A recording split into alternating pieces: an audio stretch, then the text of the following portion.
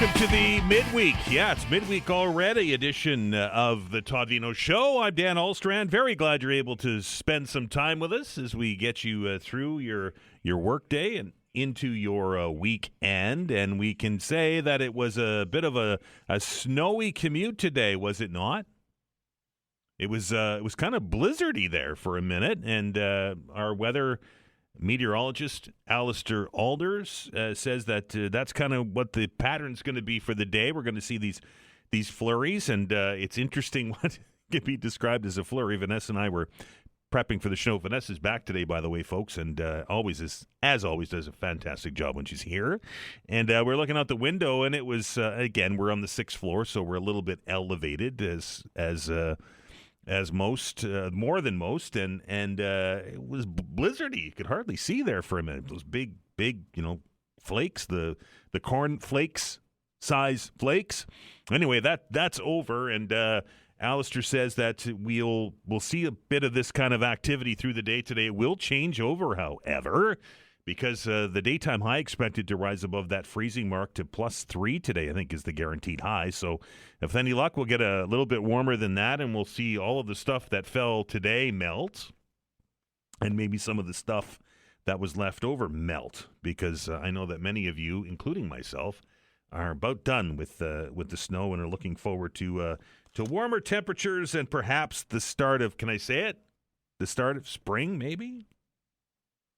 It was a little bit tricky for some on the commute this morning. The roads were fine. I mean, there was salt on the roads and they were wet, but it was a couple of the off-ramps or the on-ramps that I use on my commute in the morning were a little bit dicey, and I know that Gord our traffic guy was telling us that there were some perhaps traffic fender benders out there. So if you're still commuting, please be careful and drive to the conditions. It's a big day today for Canada's men's hockey team as we get back to action at the Milano Cortina Games, and it's quarterfinal action today.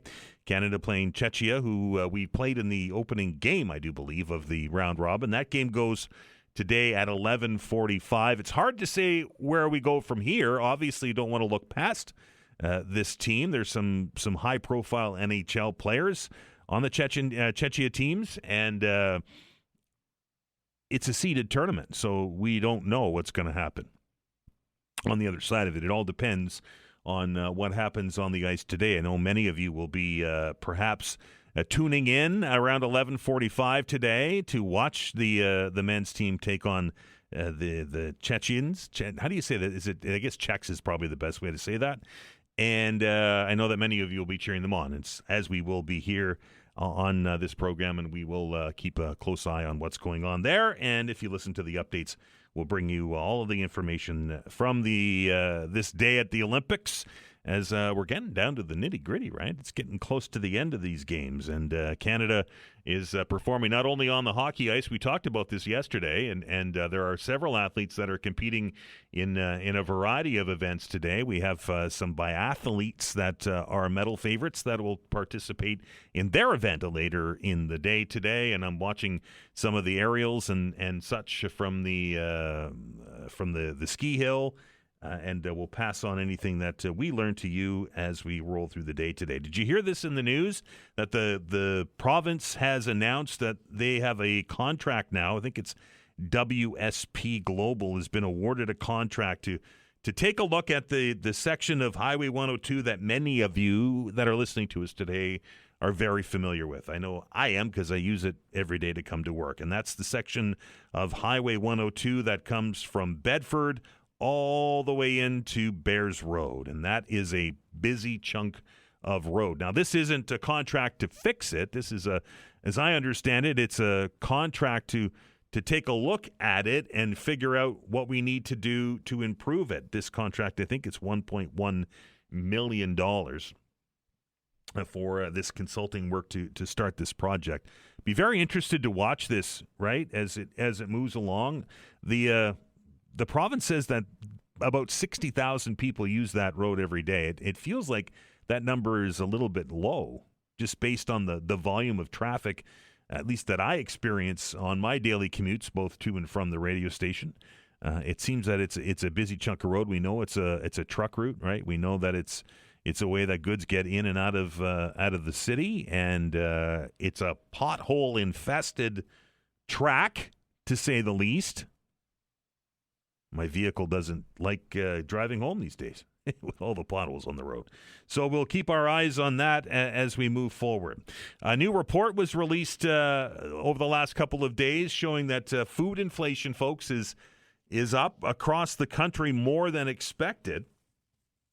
I don't think this should come as a surprise to any of you who do the grocery shopping, right? I was talking about the can of Maxwell House coffee that I was looking at on Thursday last week. You know the can I'm talking about, the blue one, right? The 900 and whatever gram. It used to be a kilo, but it's not that big anymore. 900 and whatever gram can of Maxwell House coffee was $24.99.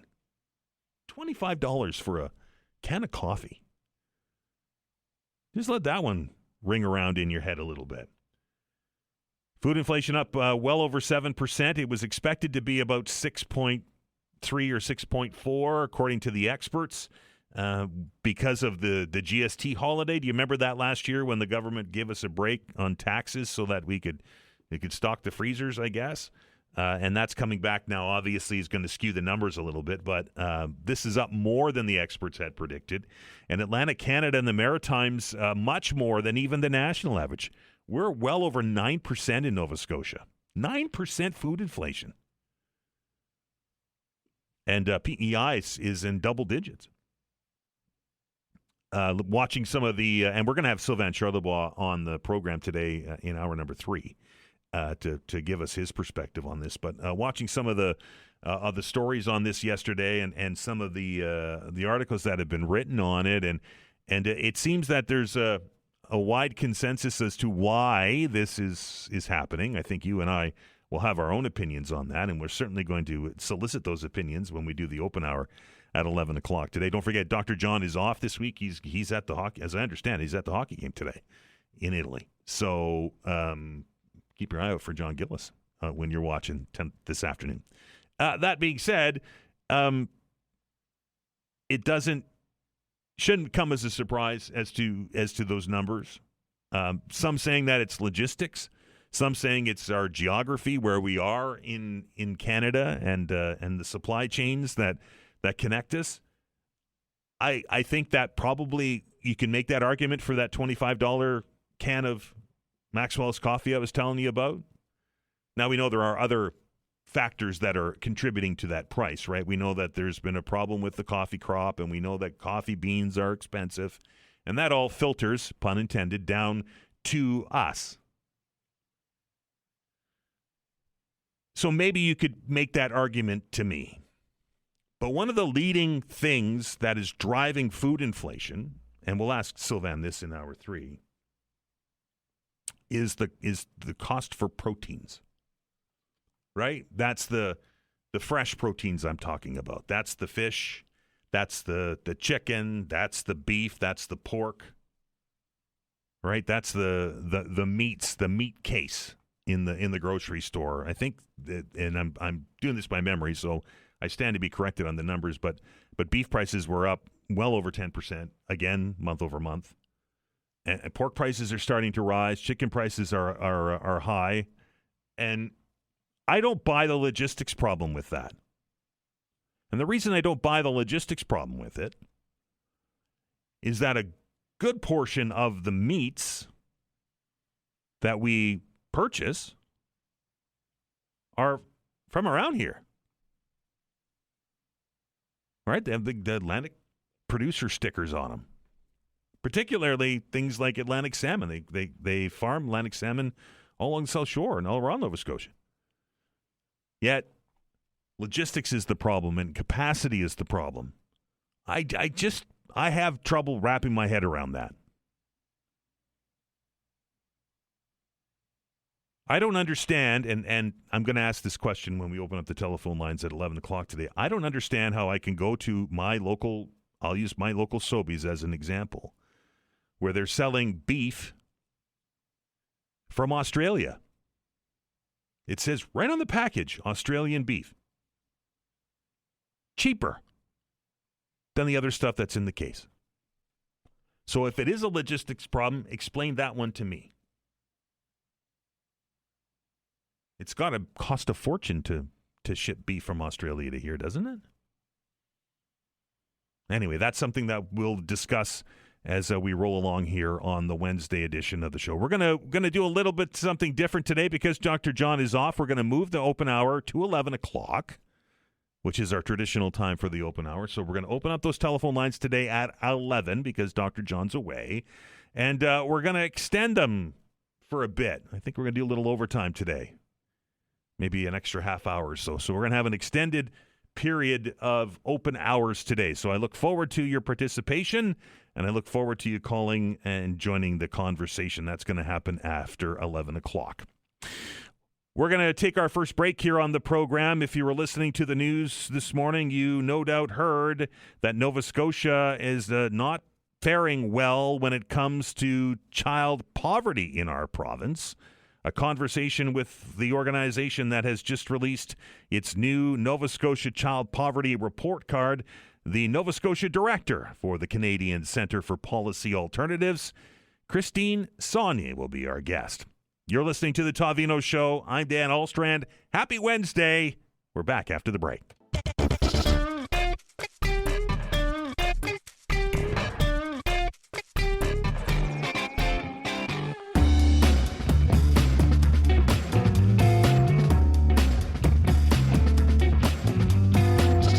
Welcome back. Canadian Centre for Policy Alternatives has published its 2025 report card on child and family poverty in Nova Scotia. And at first brush, when you take a look at the numbers, the top line shows the 4.6% drop in childhood poverty in Nova Scotia. But as with most data and most stats that we get, the devil is really in the details when it comes to childhood poverty rates in Nova Scotia. I'm very pleased to welcome back to the show today to give us a little perspective on this new report, the Nova Scotia Director of the Canadian Centre for Policy Alternatives, Dr. Christine Saulnier. Christine, welcome back. Good morning.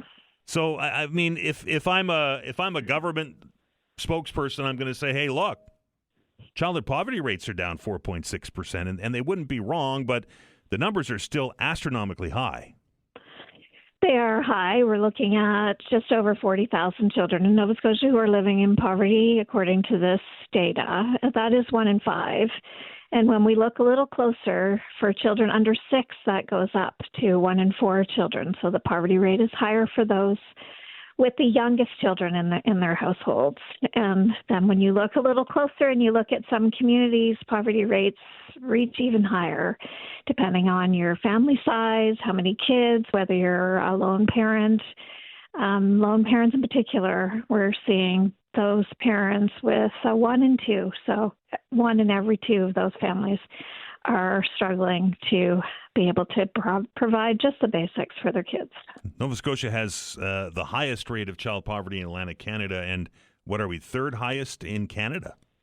We are the third highest provincial rate in Canada, yes, after Manitoba and Saskatchewan. That's a bit scary, and I mean, I would imagine there are many factors. Something we were chatting about earlier in the program today. The price of groceries likely putting a lot of people into this category. So the measure that we look at really does focus in on income. So how adequate is your income according to the low income line or the poverty line? There are different ways that you can measure what's happening. And really the only way to support and to see this reduce is if we support people with additional income. So you started with, there was a slight decline. So about 1,200 children were lifted out of poverty in this data year over year. That means there was a bit more income. And a bit more income in that year was increases to the minimum wage. We have had an expansion in the rent subsidies, but really also seeing additional supports coming from the federal government. I mean, so those work. And I do want to underline that. If not for the income supports that are available to these families, we would actually see a 40% higher rate. So 27,000 more children would be living in poverty. So they're working. We know what works. I don't want the message to be, this is so complicated, what do we do? We actually know what to do, and we've been saying similar things for quite a long time, and the government has done some of that. The increase in minimum wage, they've just indexed income assistance, but because income assistance is so low, you're indexing a base, you're just really helping people to run in place, $9, $45. I'm looking through all the press releases to see, has anything happened that would suggest in what direction we're going in, and it's so little. $9 a month, $20 for the Nova Scotia Child Benefit. You look at the costs, as you say, it's hard. It's hard to make ends meet, and this is what we're underlining here. Christine, is it solely the responsibility of the government to try and get people out of poverty, or does the private sector and employers out there have a role to play in this too? Yeah, it's true that it isn't entirely on the shoulders of the government, and that our employers do need to step up here. The minimum wage has increased, but it's still far, far below the living wage. So anybody really earning less than the living wage isn't comfortably, unless they have all the luck in their favor, really making ends meet, right? Like, unless you're lucky enough to get the affordable rental unit and you're lucky enough to access all of the little programs that exist in this province, you are struggling. And so you enter the labor force and you want to figure out how to pay your bills. Well, it's pretty hard on low wages, and this province has very, very low wages. It all comes together, and so absolutely employers have a role to play here with the higher wages, also supporting on the benefit side, also supporting families who actually want to stay home with their kids when their kids are the youngest. That's why we're seeing these very high poverty rates. When you have a family who wants to go on maternity or parental leave, they have to take 55% cut on their wages through the EI system. Like that, 55% a minimum. Minimum's already too low. So families are really struggling to just be able to thrive in our province, and really that's what we want them to thrive. This is our future, and employers want workers. Well, here's your potential workers, and the earlier we invest in these children, the more critical it is. That's where we get, not to be economics about this. This is about the right to basics. But if you want to look at economic arguments, the return on investment, investing in these kids is tremendous. It is the most important thing that we could be doing. And the longer they live in poverty, the more that will impact their ability to really reach their potential. Christine, housing costs and grocery store costs and transportation and taxes, we've talked about that a lot here on this program. And I've often asked the question, wondering how a single parent family is able to do it these days. And the number that really jumped off the page to me in this report is that your numbers are showing that almost 49%, almost half of the kids that are in lone parent families are living in poverty in Nova Scotia. That's shocking. Yes, it's sad. I'm sitting, my home office is in the North End, and I'm looking at all this data. I'm watching the kids walk to school, and I'm thinking about this. It is so difficult. And what we know about lone parents, so what the data tells us is one thing about income, but then it tells us who is more vulnerable to living in poverty, to falling into poverty, and what we need to do to lift people. And so we look at lone parents, and we know that a much higher percentage of lone parents are mother-led, so they're women. And women are still facing a significant pay equity gap in our labor force. They're not able to access the kind of pay that they need. When we look at the amount of income that these families have access to, but then we also need to look at what are the additional obstacles. What more can we do? Well, pay equity is one, but then we could look at, we have much higher rates of poverty for racialized African Nova Scotian communities, newcomers, Indigenous communities. There are additional obstacles, and the income is not only the answer there. Yes, income first and foremost. That's what families need to be able to make the decisions and choices they need to make. But then what else do we need to be doing to supporting people? And we look at labor force participation in this province. We need to be doing more. We need more workers to be entering in, to be productive. Those are the kinds of supports. Childcare is one of those. Those mother-led families, they need that childcare support.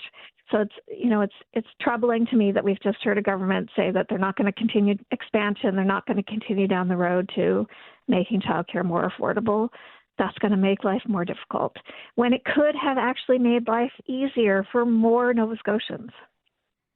Christine, the school lunch program, the government's pretty proud of this program. Is it making a difference when it comes to poverty? If there's that one meal a day that parents don't have to fork out to have their kids eat? Well, the government's math is it may be saving families about $1,000 a year. Now, let's put savings into quotation marks. If you look at our calculations and what it actually takes in a monthly budget, the food budget is the part of the budget that is quote unquote discretionary, right? You pay your rent, it's a fixed cost. Hopefully you have money to pay your utilities and all of that. Those are fixed costs. They come out. What's left? It's usually food. And so saving them simply means that they have less of a budget deficit, perhaps, when it comes to food, depending on how unaffordable their housing is. So yes, it's helping. That school food program, it's something that should have happened a long time ago. It doesn't get at food security. When you look at food security, which we also have in there, which is very high in Nova Scotia, we have one of the higher food insecurity numbers. That's about whether you're hungry, whether you're having to miss meals. That's 39%. And that means that school food program is not getting at food insecurity. In other words, families need to be able to have income to make choices every day, every week, outside of school, right? It shouldn't be like, oh, here's the school lunch program, you're in school. School isn't every day, every week. And those school food programs obviously are not for families themselves, the parents. They're sacrificing as well. So yes, we applaud them. We called for the school food program. It's really important for learning. It's part of the public education system as it should be. And maybe it will help families free up a little bit of money so that they can actually figure out how to make that food budget go to the end of the month. Christine, you mentioned daycare earlier. We know that the province is going to miss its goal of its level of $10 daycare across Nova Scotia. Childcare expenses have to be huge for families. How important is it to get this right across the province and accessible to people? It's absolutely critical. Again, when we look at those lone parent families, a lot of those are women alone trying to enter the workforce. They need childcare, and they need the childcare to actually be free.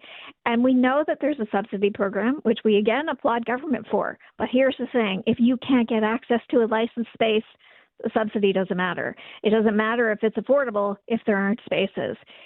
It really is. When I look at what's happened over even the last 10 years, the thing that's made life the most affordable, so really address the cost for families aside from the Canada Child Benefit, is childcare. That reduction of 50% that's already happened, that was significant. A lot of families don't realize how high childcare fees were before. They are still high, and many, many families are struggling, but more families are struggling to find a space. So yeah, it's a critical investment. Christine, I appreciate your time. Thank you so much. That is Christine Saulnier from the Canadian Centre for Policy Alternatives. You can read the report card on child poverty and family poverty in Nova Scotia on the CCPA website. Going to take a break for the news. The show continues on the other side. A conversation that I've been looking forward to having with our next guest. You saw the Stantec report yesterday about Premier Houston perhaps inflating the capacity of wind generation off the coast of Nova Scotia. Professor Larry Hughes has a doctorate in this stuff, and he's been following this, and we've talked to him about it before, and he's going to join us again to give us his thoughts on just how much potential is offshore there when it comes to wind generation in Nova Scotia. You're listening to the Todd Veinotte Show. I'm Dan Alstrand. We're back in minutes.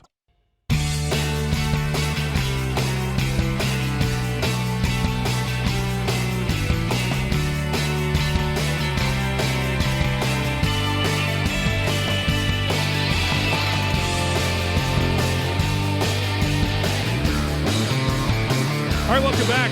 This is the Todd Veinotte Show. I'm Dan Alstrand, and if you have no doubt, if you haven't heard about Wind West, you've been kind of living under a rock these days, and this ambitious plan that the Premier and Energy Minister, which is one and the same these days, has been out trumpeting this and telling Nova Scotians and Ottawa, the federal government, how this is going to be a generational change to the way that we generate power here in Nova Scotia and use it for ourselves, but the excess we would sell across the rest of Canada. And according to this memorandum of understanding the Premier signed a week or so ago down in Massachusetts, we'd sell some of it to the United States as well. So the Premier has been very buoyant. Is that the right word to say about this project? And some of the numbers that he has been talking about with regards to Wind West are, to be honest, quite staggering. He said anywhere from 40 to 66, sometimes more gigawatts of power. That, just to put that into perspective, I think Nova Scotia needs like 2. So that's a significant amount of power generation. But a new report that was released this week from Stantec says that might be just a little bit inflated, a little bit too much wind in the sails, let's say. They're saying that by 2050, which is a number of years off, that site or those sites would be able to generate about 16.5 gigawatts. Now, still much more than Nova Scotia will need, and the ability to sell excess power is still there. It's just not the same amount of dollars we're talking about here. Our next guest has joined us a couple of times on the show to talk about Wind West and has some questions about it, and that is Professor Larry Hughes, who joins me on the phone today. Larry, how are you? Very well, Dan. Yourself? You immediately, I think the first time we talked about this, were raising your eyebrow at some of the numbers that the Premier was talking about and some of the timeline. Did this Stantec report kind of back up your questions? My concerns, yes, it certainly did. You started off by mentioning, and this just this will show the absurdity of the Premier's range of numbers. He talked about originally, the Premier, Energy Minister, he talked about 40 to 66 gigawatts of capacity that could be on the offshore. And those are clearly huge numbers.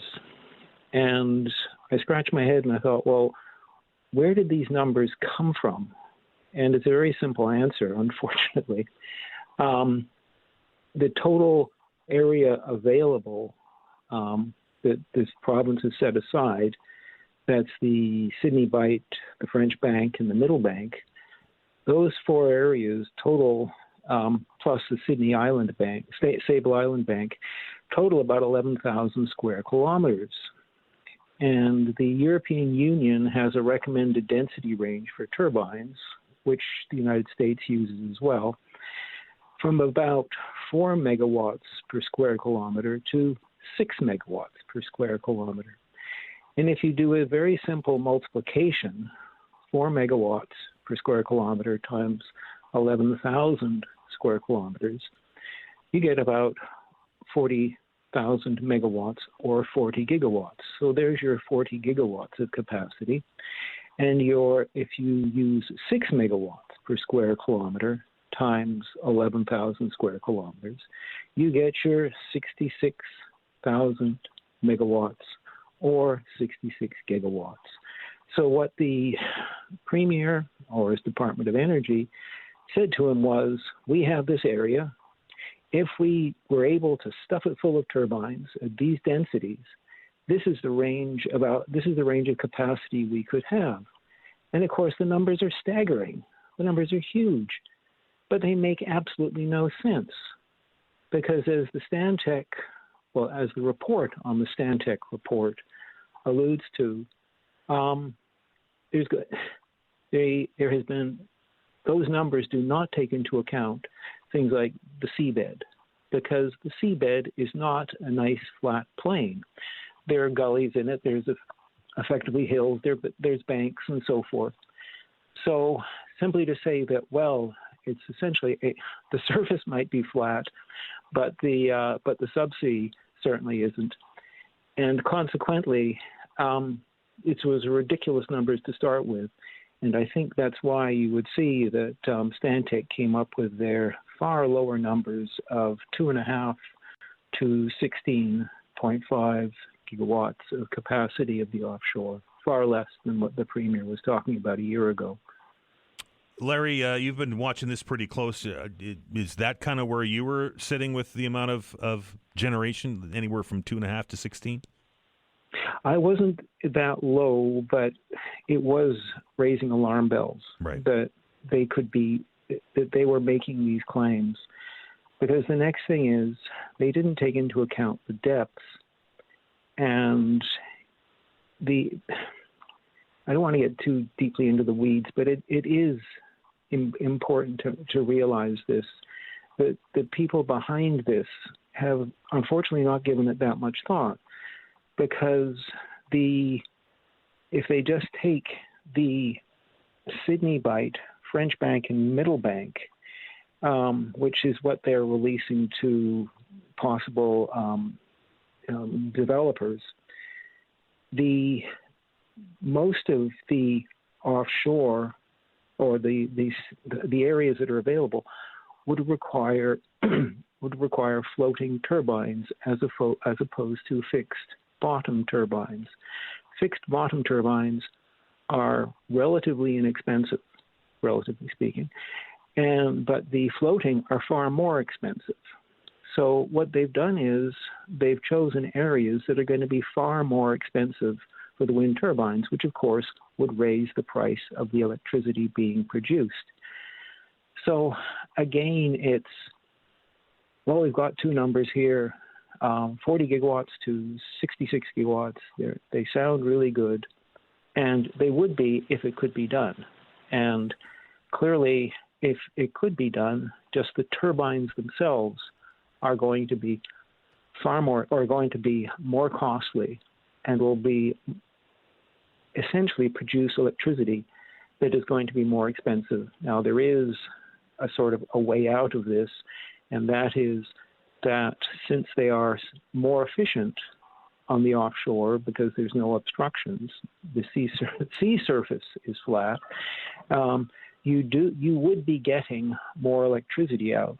And what you had alluded to previously was if they had 2.5 gigawatts of capacity, which is the low end of the Stantec report, they would be getting, in theory, you would get 13 terawatt hours. And that's about the amount of electricity that Nova Scotia or New Brunswick is using these days. So that's more or less what Nova Scotia or New Brunswick would be using. If you could get the 16.5, the upper end of the Stantec, you would be getting more than twice of what Atlantic Canada would be needing. So yes, as you said earlier, the potential is large, but certainly not as large as the Premier was touting last summer.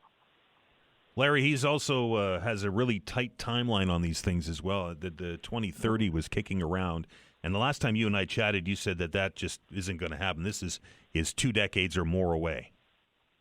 I would say in that range, yes, because you've got to convince people that it's going to be worth their while. You've also got to try to ensure that nobody's going to want to buy the electricity if it's too expensive, because one thing we didn't mention just now is the cost of the transmission line, because it's one thing to have these turbines generating electricity offshore. It's another thing to connect them to the shore.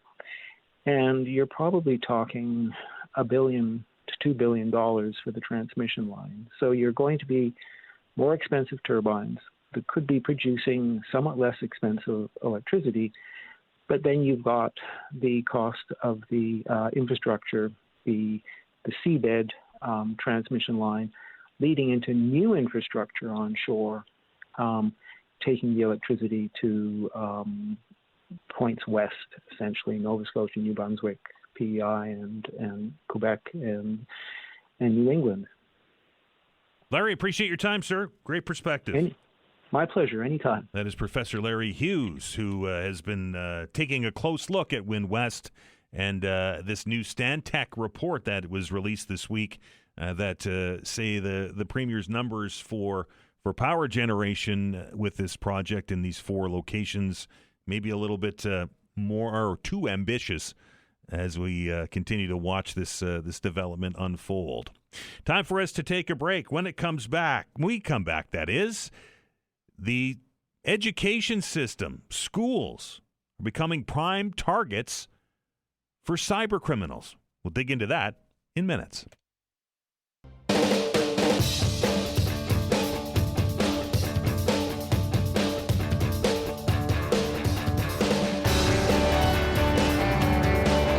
Been a lot of discussion in Nova Scotia over the last 12 months about cyber security and cyber threats, and we know that Nova Scotia Power continues to try and get itself back to the way that it was, quote unquote, before the cyber attack, and we know all of the issues that have happened because of that, and cyber criminals are a savvy bunch, and now it appears worldwide that they're taking a look at schools and education, which has now become one of the most valuable targets for cyber criminals. Schools and universities hold lots of data. Think about all the stuff they have, right, on your kids, parents, even their staff or donors.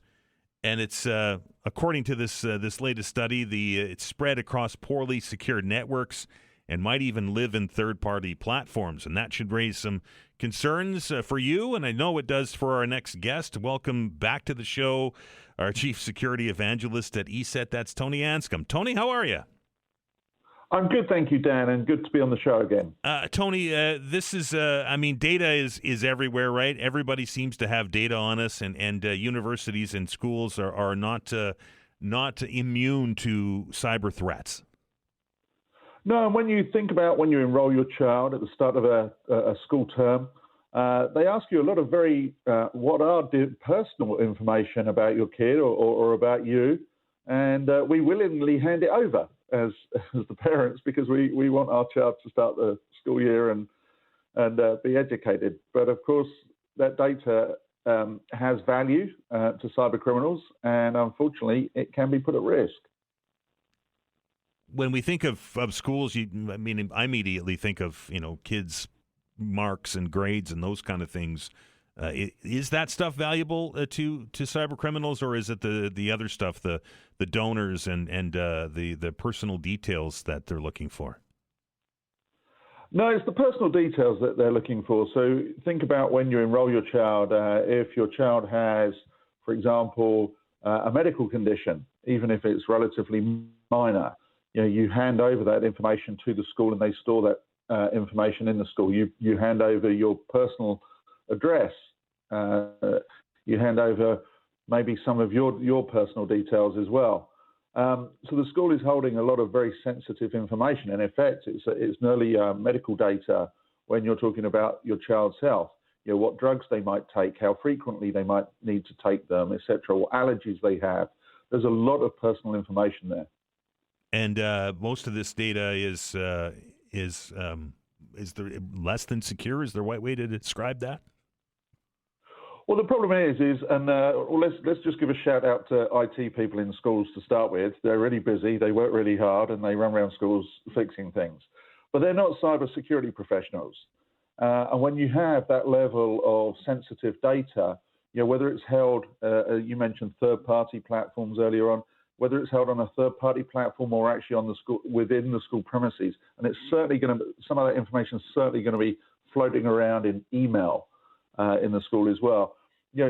Those guys and girls that are the IT people on site are not security professionals, and typically they're way too busy, underpaid, understaffed, and don't have the right resources. Is bringing a cybersecurity person, an expert into the school or even wider into your business, is it expensive to do? It can be, but however, as we're seeing, cybercrime unfortunately makes some people a lot of money, and therefore they will continue their efforts until somehow I think we take the money out of it, which means that actually securing your network needs to cost you. It will cost you money, and there's a huge shortage of cybersecurity people globally. I think the last number I saw there's about a shortage of 3 million people globally in the industry, which means, of course, if you've got banks and financial organizations after cybersecurity people, and you've got a school district down the road after one, the school district can't pay the same. It's not going to be as exciting. You're not going to have the same level of budgets, etc.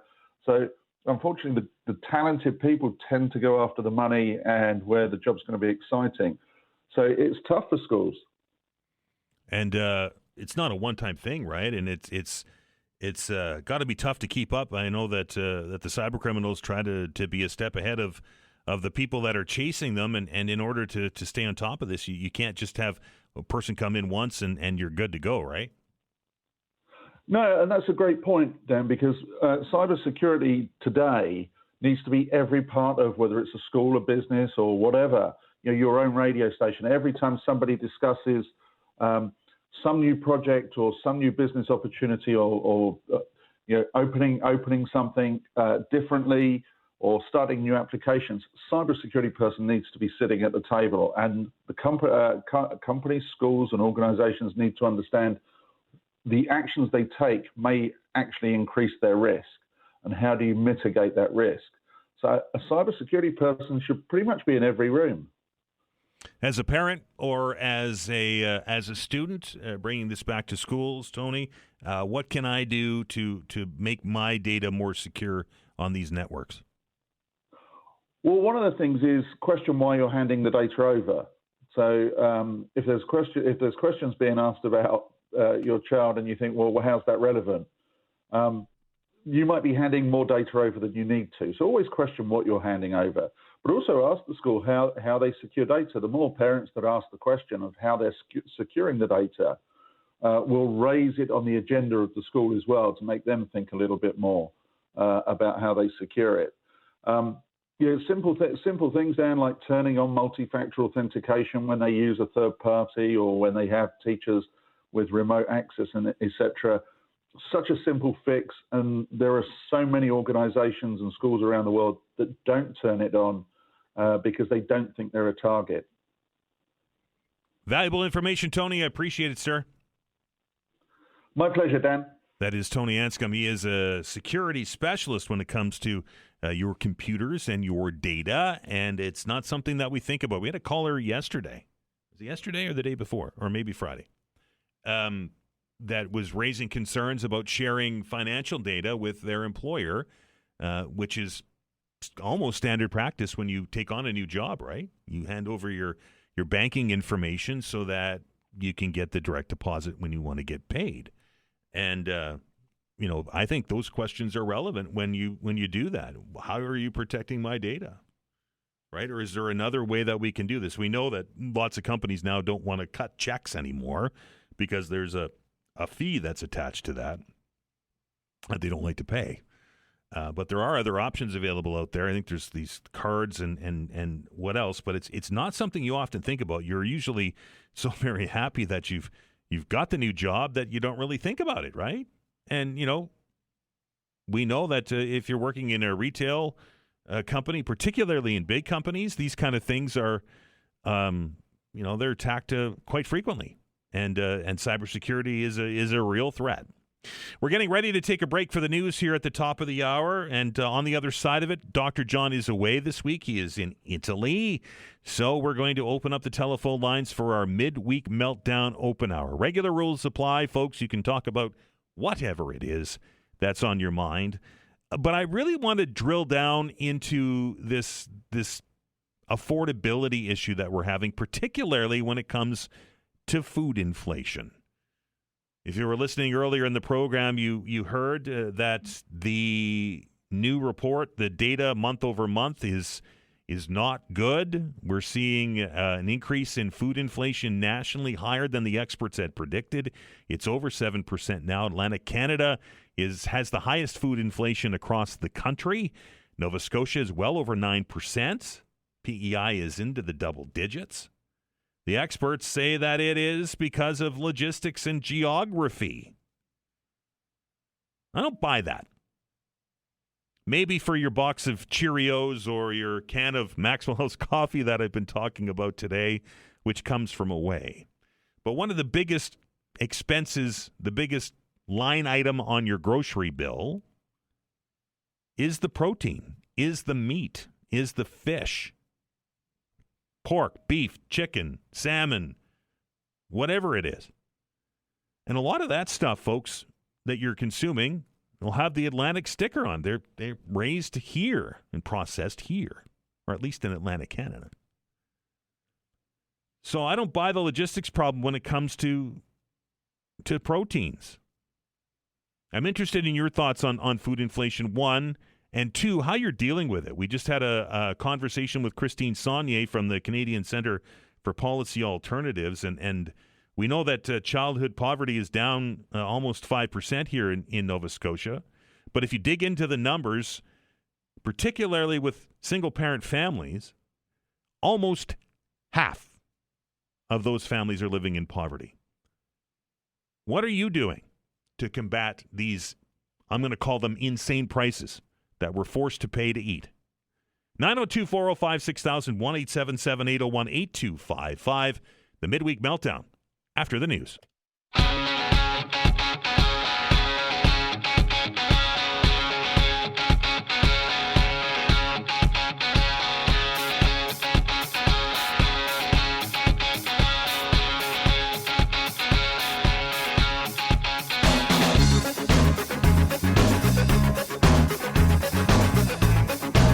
All right, welcome back.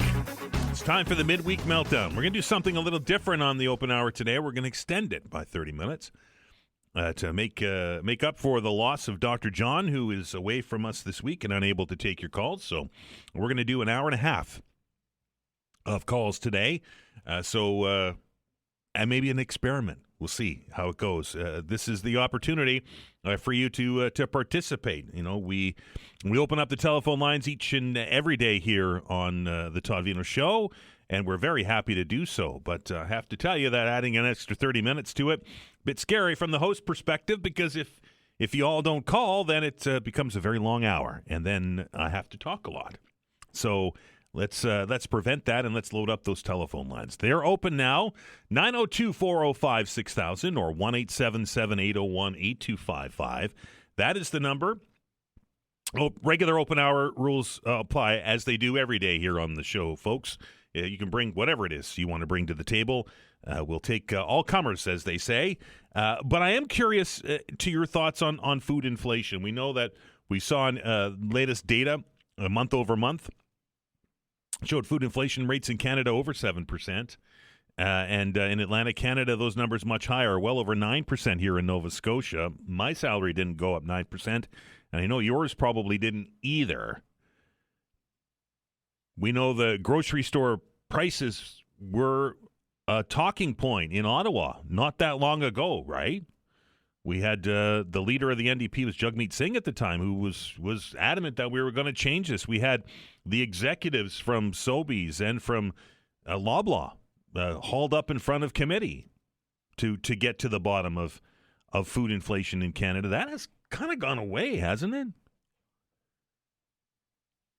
Outside of housing, folks, I think that food prices are probably the largest item on your budget. Maybe your car payment. But it's right up there. We have to eat. There's no two ways around it. We have to eat. And it seems that monthly, things are not getting better. Now, we had expected to see a bump in food inflation rates this month because of the GST holiday last year at this time, but even this increase has baffled the experts. And the larger than normal numbers here in Atlantic Canada should be raising alarm bells, not only for the federal government, I think for the provincial government as well. I know it's raising alarm bells for your families. And then today we see a report from the Canadian Centre for Policy Alternatives that's showing a 4.5% or 4.6% decrease in child poverty in Nova Scotia. But if you dig into the numbers, we have the third highest child poverty rate in Canada, in Nova Scotia. We have almost half of single-parent families living in poverty here. 902-405-6000 or 1-877-801-8255. That's the number. I'm interested in what you're doing to try and fill the grocery bag at the end of the week or whenever it is you do your grocery shopping. It's and I know I've talked about this several times on the program. I go twice a week, and it's the two most frustrating drives home that I have. I don't enjoy going. Well, then again, I should put a caveat on it. I never really enjoyed going to the grocery store, even when food was cheap, quote unquote. But it's just a frustration now, isn't it?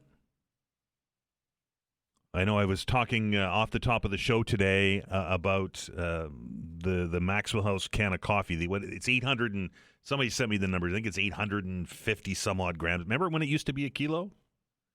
It's not anymore. And now it's $24.99. $25 for a can of coffee, folks. Go buy a steak. Go buy a roast. Have you been to Sobeys? And I know I'm picking on Sobeys here, but have you been to Sobeys and have you seen the Australian beef that they're selling now? It's interesting that I think there were strip loins that they can sell those at the same price, sometimes a little cheaper, sometimes maybe $1 a kilo more than they are the beef that's raised in Atlantic Canada.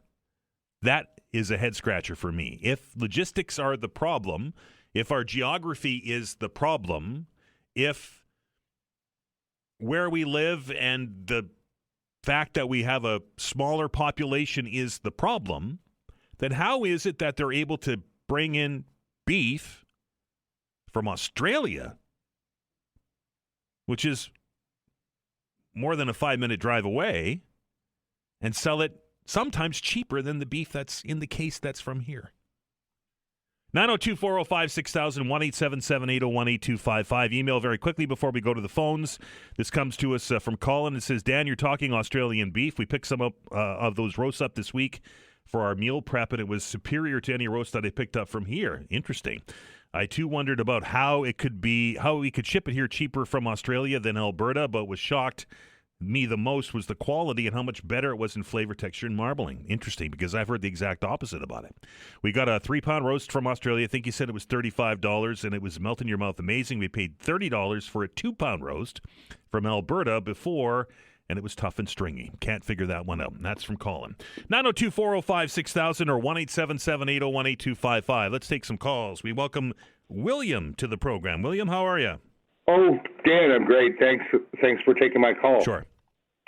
I just wanted to give some advice to the listeners. I know it's hard when people are working, and even yourself, it sounds like you go at Thursday night after work to do grocery shopping sometimes. But there's other places to go. For example, Lawton's, that's owned by Sobeys. I end up getting Maxwell House coffee there 2 weeks ago for $15. I think it was $99, but so $16 a can for the same can that you saw for $25, right? And they were selling bacon there for $2.83, the maple flavor bacon. Right. I brought it home and threw it in the freezer and stuff like that. But there are even at Walmart, they sell coffee in cardboard containers that you just pour back into your Maxwell House or Folgers can for about $14. Regularly, if you can find it on the shelf because it's so popular. Sometimes they go through it pretty quick, right? Yeah, no, I hear you. And several people have sent me emails about that coffee. Yeah, and again, like it's just kind of the same regular style coffee that kind of is in the same category as Maxwell House. I think it's called, it's their brand, Blue something or whatever. But, okay. I cringe at the, paying $25 for a can of coffee that, was $10 like less than a year ago. I mean, I remember them being $9.99, and I remember saying, geez, coffee's expensive.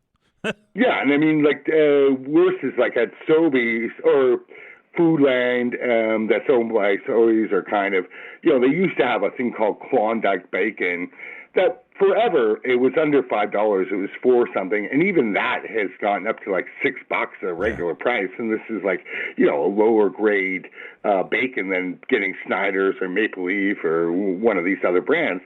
And it's just crazy. So, to go to Sobeys or Lawton's that's owned by Sobeys and finding a bacon for under $3 is like I was buying it with both hands, right? I hear you. So, the deals are out there, but the regular prices are so inflated. The price of chicken is crazy in this province. Chicken, most people are eating it twice a week, but if you have to pay almost double for it than you were a year and a half ago or a year ago, it's not really, you don't feel good about eating it when you have to pay so much for it, right? I hear you, William. Okay, man. Appreciate it, man. 902-405-6000, 1-877-801-8255. Valuable information, and Sylvain Charlebois, who will be on the show in hour number 3 today, will tell you that Canadians are very tuned in to coupons and very tuned in to going to places where there are sales, right? And here in Nova Scotia, I was watching a report on this last night.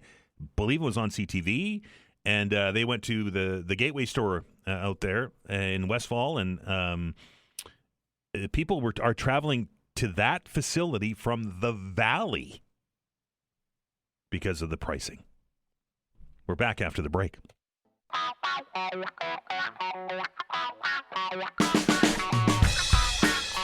Okay, we're back, and the open hour is underway. 902-405-6000, 1-877-801-8255. It is the open hour.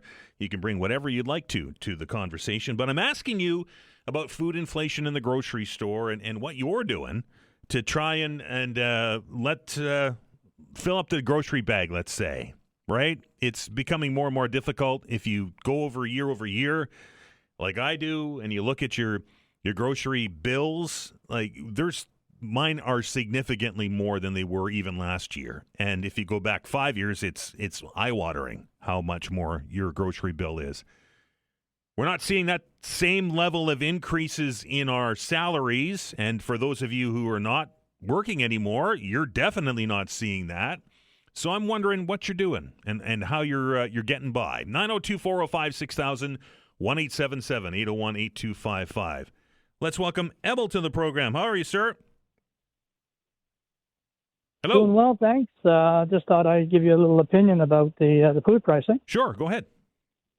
Well, we got ministers for this and ministers for that. Why isn't there a minister for price wars? Whether it's material, whether it's food, you get an 800 number, and I'm sure the complaints will come in, and I'm sure he'd have a good job.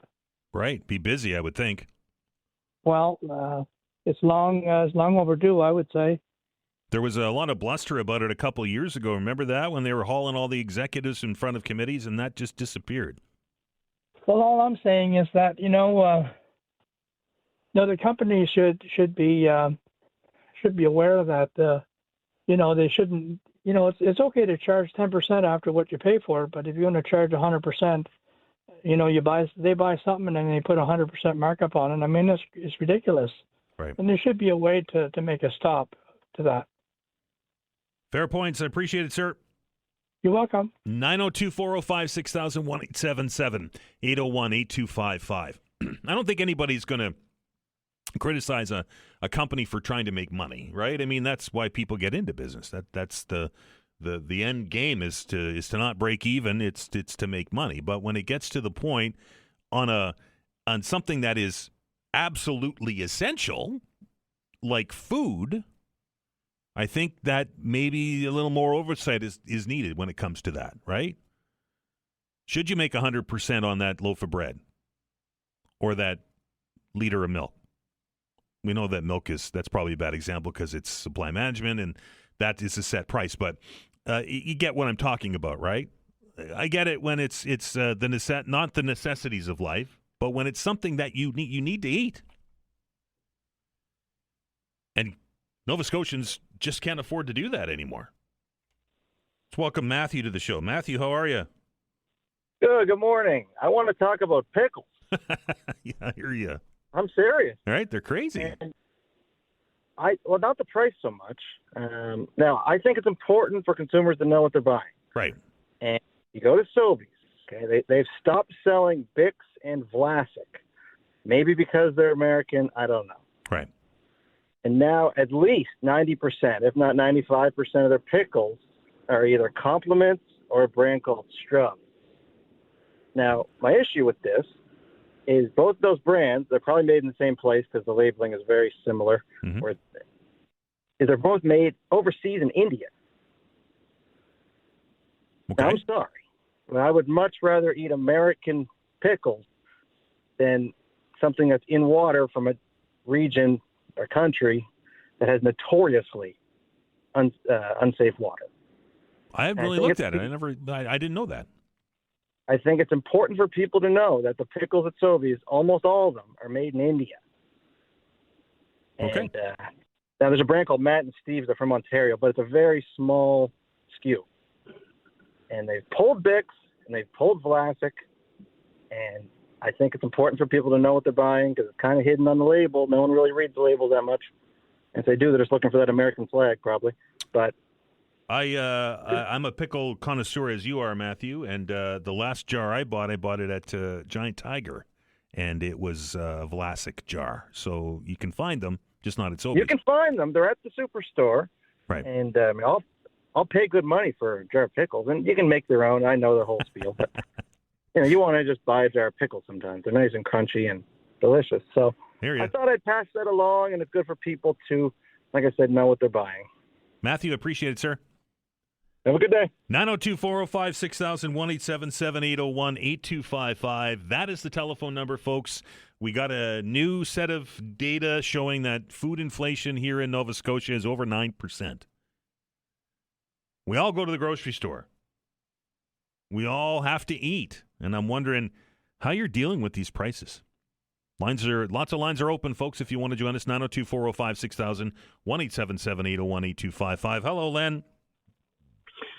Good morning. It's a beautiful day out today right now. It is. Nice and warm. Everything is melting. But the thing that surprises me more than anything, Dan, is that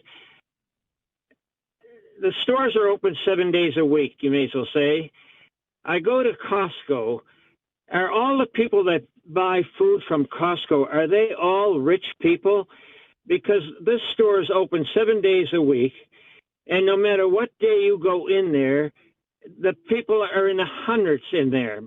And when they go through the checkouts, you're looking at people spending $200 and $300 and $400 worth of food. Are these all rich people? I mean, they don't seem to be hurting when it comes to buying food. And they're buying it all in that bulk area, which God knows how much they're going to throw away unless they got an awful big family. So I don't understand that, when they say that. I know that prices are extremely high.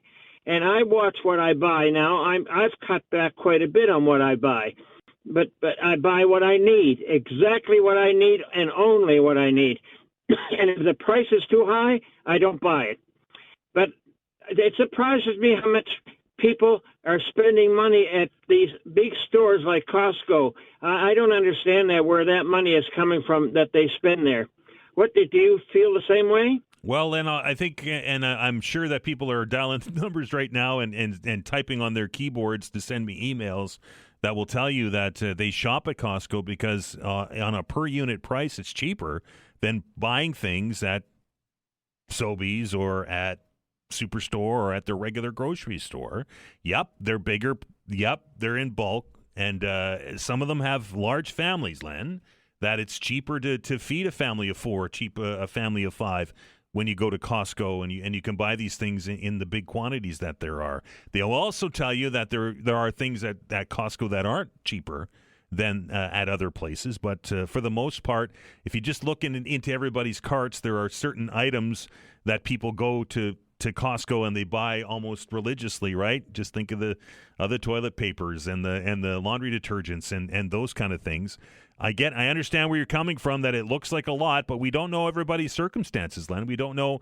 They may have 4 or 5 kids, or they may have 2 or 3 kids or teenagers at home who are eating machines. Vanessa will tell you that. And, sometimes buying bigger and in bulk is cheaper than buying individually exactly what you need. Len, I appreciate the call. We're up against the break. We're going to take a break. The open hour is going to continue on the other side of this. Again, regular rules apply. If you want to bring something else to the conversation, you're more than welcome to do so. But I am curious, with food inflation at 9%, I know your salaries aren't going up that much. How are you dealing with this? Because I got to tell you, it's a topic of conversation in my house each and every time I go to the grocery store. And I'm wondering what your experiences are, why you think this is happening, and what you're doing to combat it. You're listening to The Todd Veinotte Show. I'm Dan Ahlstrand. Back in minutes.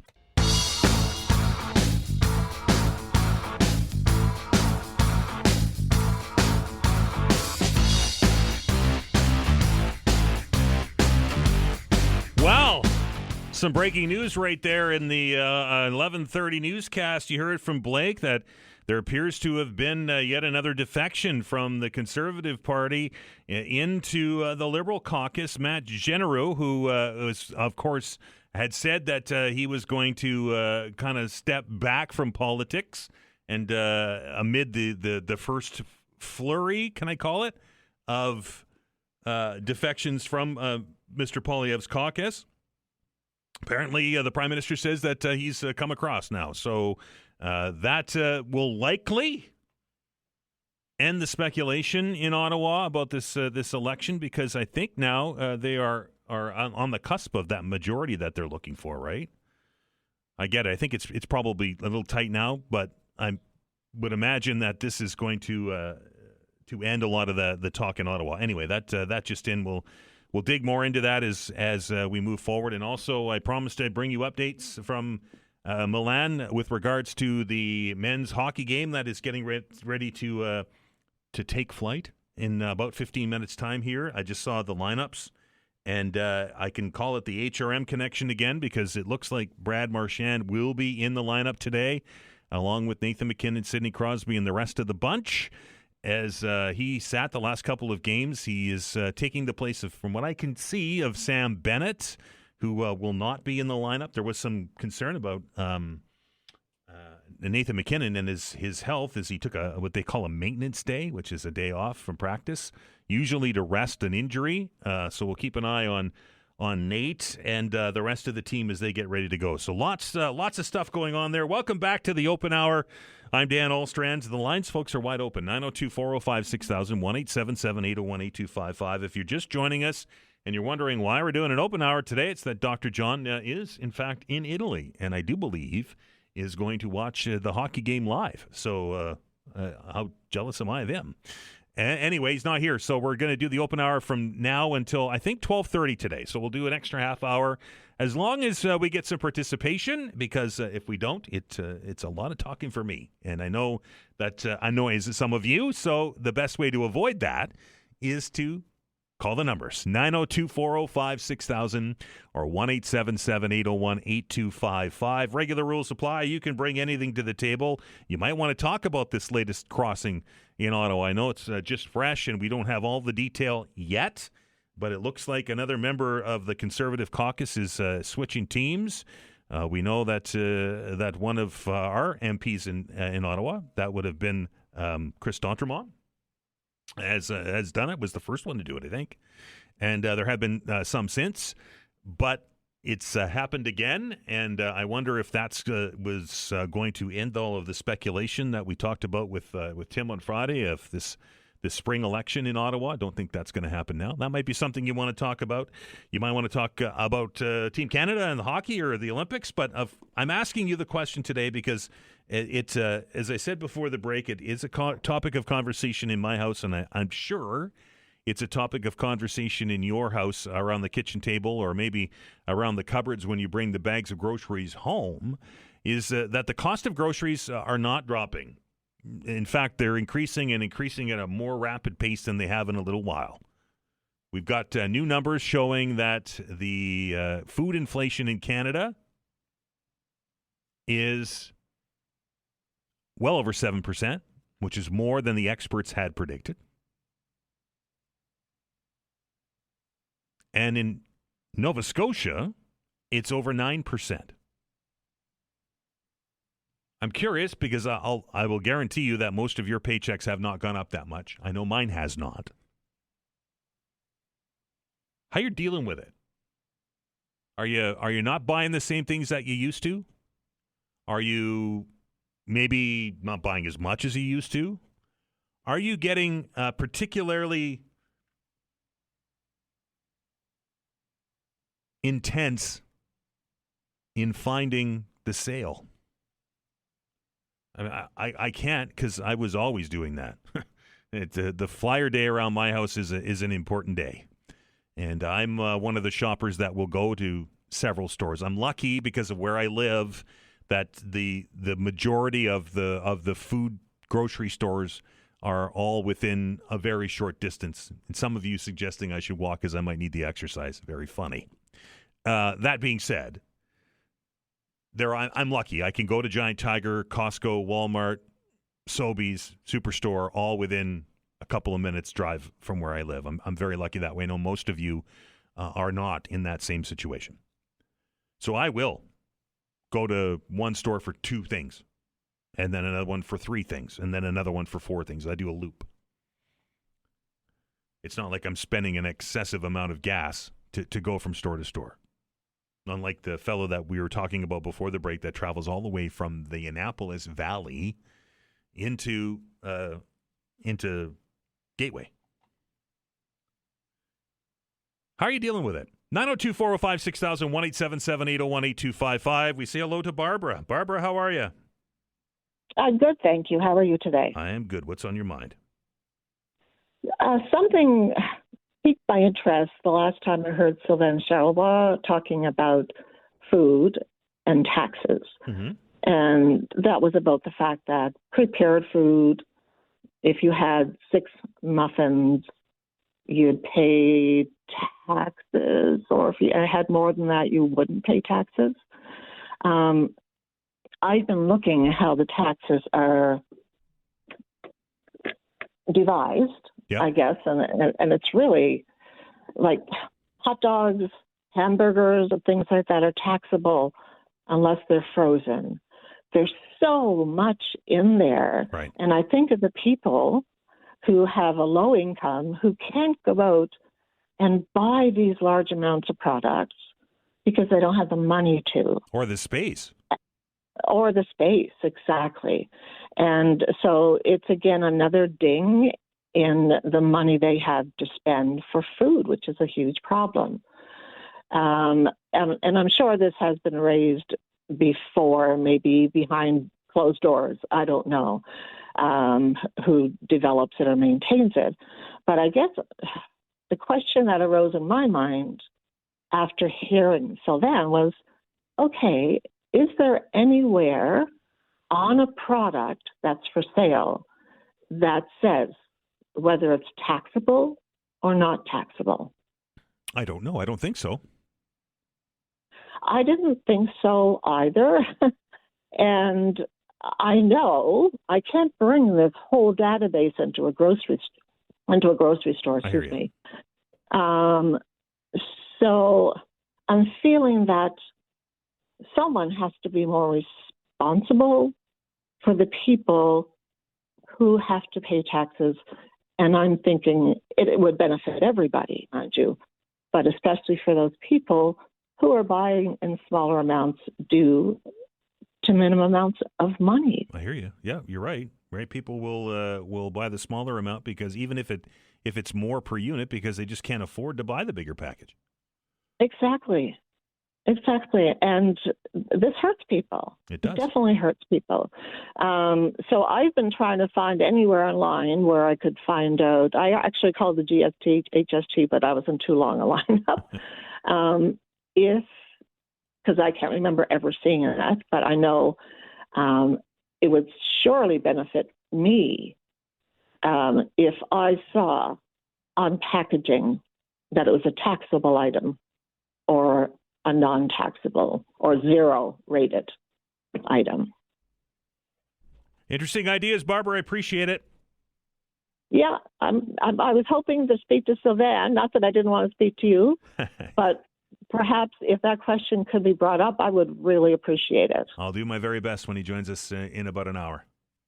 Thank you so very much. Love your show. Appreciate that. 902-405-6000, 1-877-801-8255. An email from Ashley, and it reads, "Hey, Dan, I wanted to add something to the conversation about food prices, something that often gets overlooked. Access to affordable food, housing, energy isn't just a personal budgeting issue. It's a fundamental responsibility of government to ensure the economy can support people's basic needs. When groceries, heat, and rent become unaffordable, families are forced into survival mode. When food prices rise, people don't just adjust, they downgrade nutritionally. They buy the cheapest, most processed options because it's often what they can afford. Over time, that has consequences for things like public health and puts added strain on the healthcare system. There's also a bigger reality.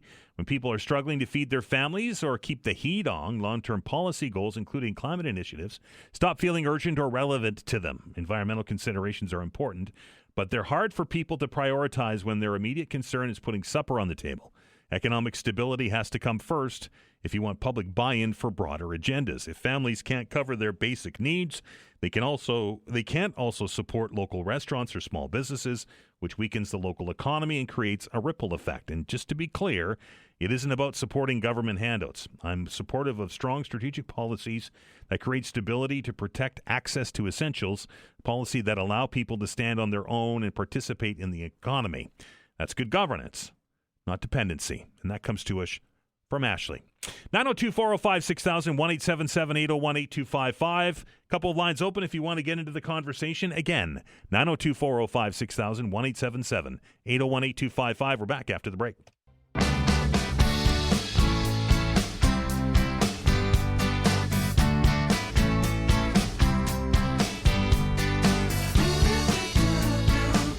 Welcome back. This is the Mid-Week Meltdown. 902-405-6000, 1-877-801-8255. A few lines are open if you want to join the conversation. Let's go to the phones and welcome Chris to the show. Chris, how are you? Hi, Dan. How are you? I'm good. What's on your mind? Just with these food prices, I would like to hear some of these local farmers, like, your poultry, beef, and dairy farmers that call in. And these beef farmers, they're sure not getting $15 a pound for their beef to sell, like, to these, butchers or to these larger stores. Right. So I'm wondering, what they're getting per pound or what they're getting for their, selling their product. It's a good question, and if anybody's out there that has the information, by all means, let us know. That's my question. I'd like to hear some local farmers call in and tell us what they're getting and what we're paying. Thanks, Chris. Appreciate it, sir. All right, sir. Thank you. 902-405-6000, 1-877-801-8255. I know, you don't have to be a mathematician to figure out that the farmer's input cost has gone up as everything else has gone up, right? They burn diesel, they use feed, they have all of the 9 yards, right? It's everybody's costs have gone up, but it would be an interesting, and maybe it's something that Vanessa and I will dig into a little bit deeper here on the program, just to see the cost from calving right through until being on the plastic package at the grocery store, and see where these costs are generated from. I think it would be an interesting study. I'm sure the data exists somewhere, but we'll do our best to reach out to those in the know, and we'll try to bring that information to you. 902-405-6000, 1-877-801-8255. Ed's here, and he's going to change gears on us. Good morning, Todd. Thank you for taking my call. No, my pleasure. What's on your mind? The topic of civil servants working remotely. I think it's absolutely tailor-made for your show. I mean, like, there are lots of things to consider, and we've heard them all. But I think mostly because, like, each person's opinion is both true and it's untrue at the same time. Right. I mean, just as an example, I'm sure there's lots of people who perform better working from home. But at the same time, I believe there are many people who are less productive. The problem is that nobody knows. Certainly, the government doesn't know because, as much as they talk about key performance indicators, it's mostly lip service, and no one's really, doing the right targets and the right measures. And so, really, it's really uncertain just exactly what effect that remote work has on productivity. And you can apply that same sort of reasoning with all those other things that people talk about, whether it's the cost savings or traffic congestions or daycare availability or the economic and environmental impacts. And so really there's no certainty about any of this. From your interview yesterday with Sandra Mullen, who's the president of the Nova Scotia Government Employees Union. Mm-hmm. She stated that it's not part of the collective agreement, remote work, and so while she didn't say it, there wouldn't be any reasons to grieve government's decision. So the provincial government, I'm sure they know they've got the green light on this. They can do what they want, and we just hope that they've done the pluses and minuses, and they're making a decision that's in the best interest of Nova Scotians, as the Premier likes to say.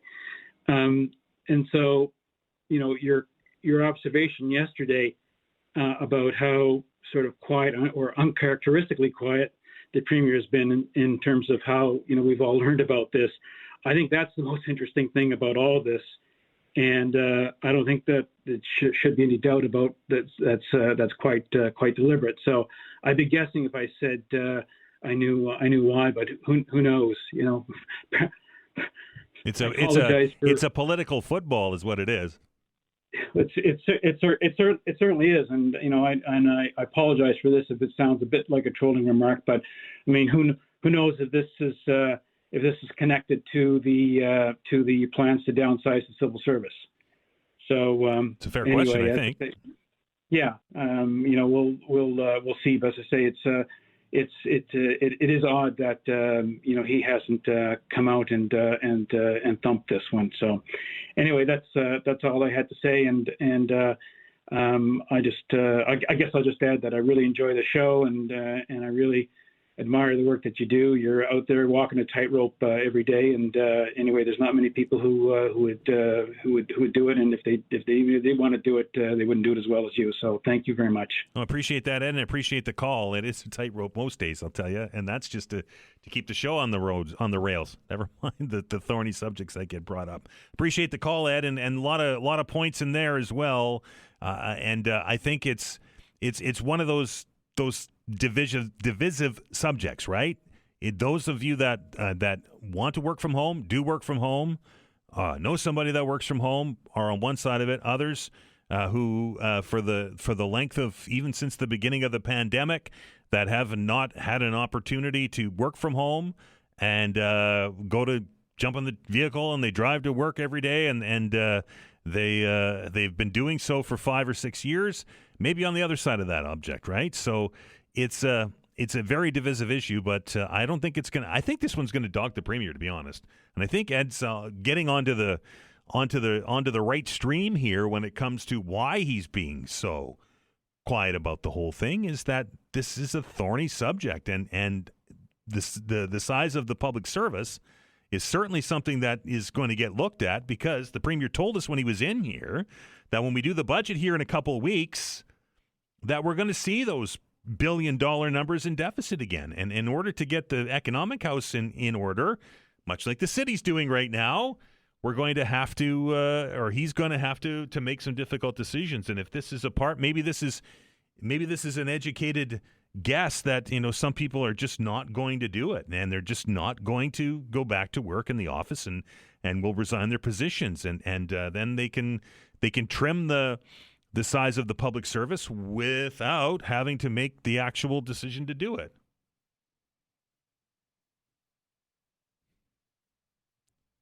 Thought fruit for discussion, I would say. Very quickly, let's grab one more call here before the top of the hour. Donna, how are you? I'm fine, thank you. Second day in a row that I've called. Anyway, I'm like you. Everything is within a 5-minute, when I bought my place, everything was in a 5-minute area. It saves you on gas, and you can go to all the stores.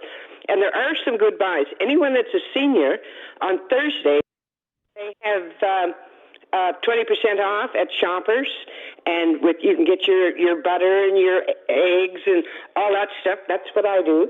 And then at Superstore, some people don't know it, there's such a thing called flash food.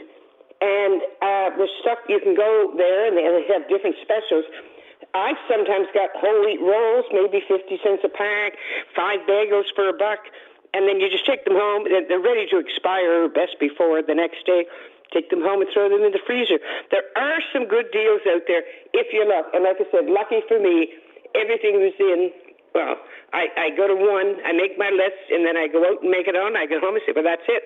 And I've even called some of my family members and say, oh, look, they got a good deal on this.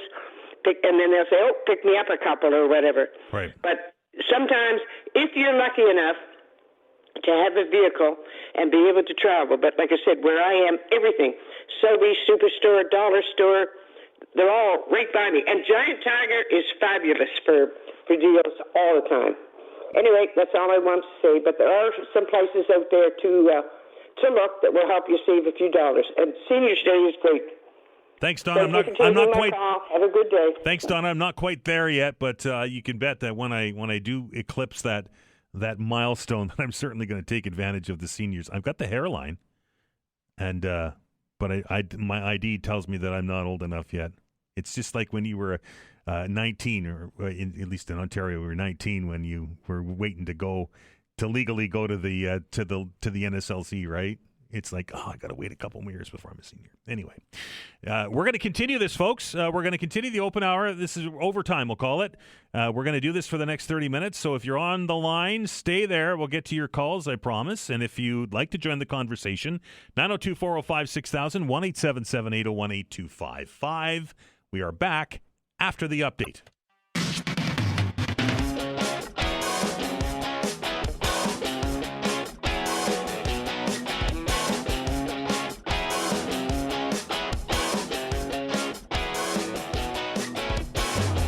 Welcome back to the Todd Veinotte Show. I'm Dan Alstrand, and we're doing a little overtime here. We've got about 30 minutes left in the open hour. If you would like to join the conversation, 902-405-6000, 1-877-801-8255. And just as a reminder, all open hour rules apply. You can bring whatever it is to the conversation. But I'm asking you your thoughts and what you're doing to combat food prices here in Nova Scotia. The reason I asked that question is new data released this week showing that food inflation in Nova Scotia is over 9%. And most indications are it isn't going to slow down anytime soon. Again, 902-405-6000, 1-877-801-8255. Let's go back to the phones and welcome Lynette to the program. How are you? Yeah, hi. I'm not sure how relevant my this call is to the topic, but I was listening to Donna, and she was making some good points. As I mentioned to Vanessa, I'm 77. I'm recently widowed, and my life circumstances certainly have changed. But just listening to Donna, I also wanted to mention that No Frills is a really good place to check out. Really, it's rarely mentioned, but it's a good spot. For sure. And quite a few locations around the city. And the other thing is several of us shop at Costco en masse. We go and we share all sorts of products. I know they come in bulk, but we split the cost, and that works. But anyway, one of the reasons the main reason I was calling is I'm originally from out west, and I absolutely adore Nova Scotia. And I'd love to retire, and I'm 77 years old, and I still am working now because I have to. Wow. And the cost of living here in Nova Scotia is prohibitive. I have a very loving family in Europe, and I also in out west. And so you asked, what are we doing to, modify our life circumstances when the cost of living in Nova Scotia is so high that I'm actually seriously considering moving back to Northwest. Wow. Yeah. Well, I appreciate you sharing that with us. Thank you. Have a great day. 902-405-6000, 1-877-801-8255. Wow, right? That is the end result, and it's very interesting. I was reading a survey just before we came on the air today showing different age demographics and when they're planning to return. We're talking the Gen X's and the Gen Z's and the Gen, what's the new one? Y's or whatever. Anyway, XYZ. I get it. Anyway, the 61 seems to be the goal when it comes to people planning to retire, the age, right? And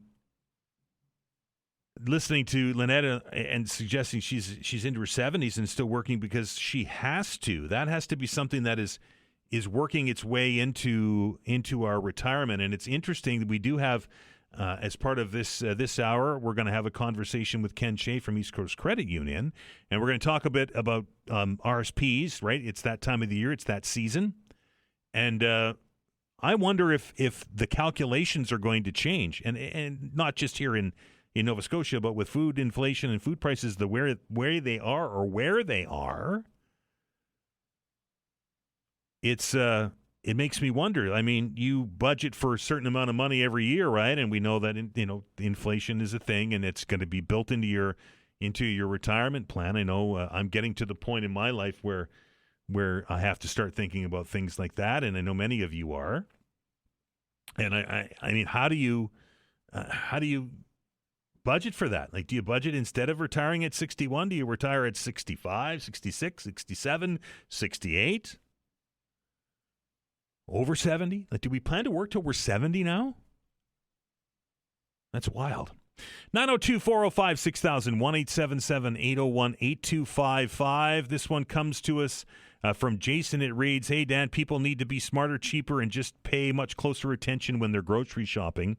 You can save money with a little extra labor at home. We buy whole chickens and then cut them up yourself into pieces instead of buying them pre-cut.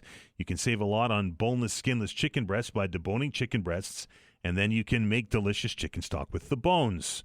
Another thing is to buy a cheaper or reduced beef cut and cut it into stew beef to make things like stew. Everything you can do on your own saves money. All of those little extras that the store does adds to the price. Just look at a fast fry steak cost next to a regular cut, $1 to $2 more at least per kilo." Really, people need to just adjust as best as possible for the very best savings. I know I follow a couple of channels on YouTube. I almost said on YouTube, and that is certainly has become more popular, at least based on the number of views. People are buying primal cuts and buying bigger cuts of meat and butchering themselves. If you can do that, but a lot of us can't afford to go out and buy a big chunk of meat. I get the chickens, but boy, even chicken, like whole chickens they're expensive now. They used to be a go-to, right? You just, particularly with the air fryer, you just buy a chicken that fits in your air fryer, pop it in, an hour later, you're done. But those are $15 now.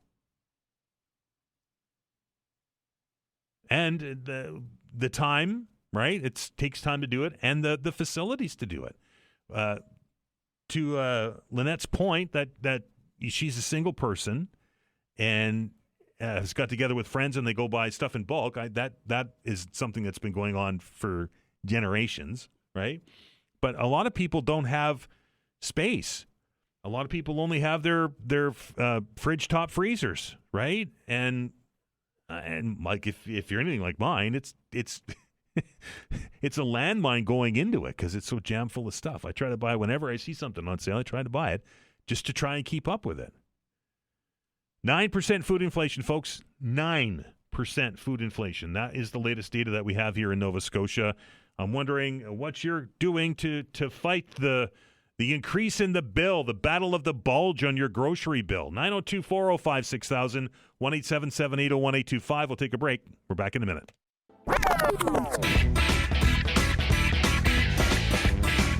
All right, welcome back. 902-405-6000, 1-877-801-8255. That's the number. There are a couple of lines open if you want to get into the conversation. We're going to do this for the next 15 minutes or so. 902-405-6000, 1-877-801-8255. We welcome Frankie to the show. Frankie, how are you? Pretty good. How you doing, Dan? I'm good. What's on your mind? Okay. My 2 cents worth. Sure. First off, high retail prices. The food stores, correct them if I'm wrong, could be fact-checked here, 20 to 30% since the pandemic. Well, it's been over for a while. I don't know why it doesn't come down. I know they have supply chain issues, but I just think we're getting gouged. And it would be nice to have some type of regulation from the government on it.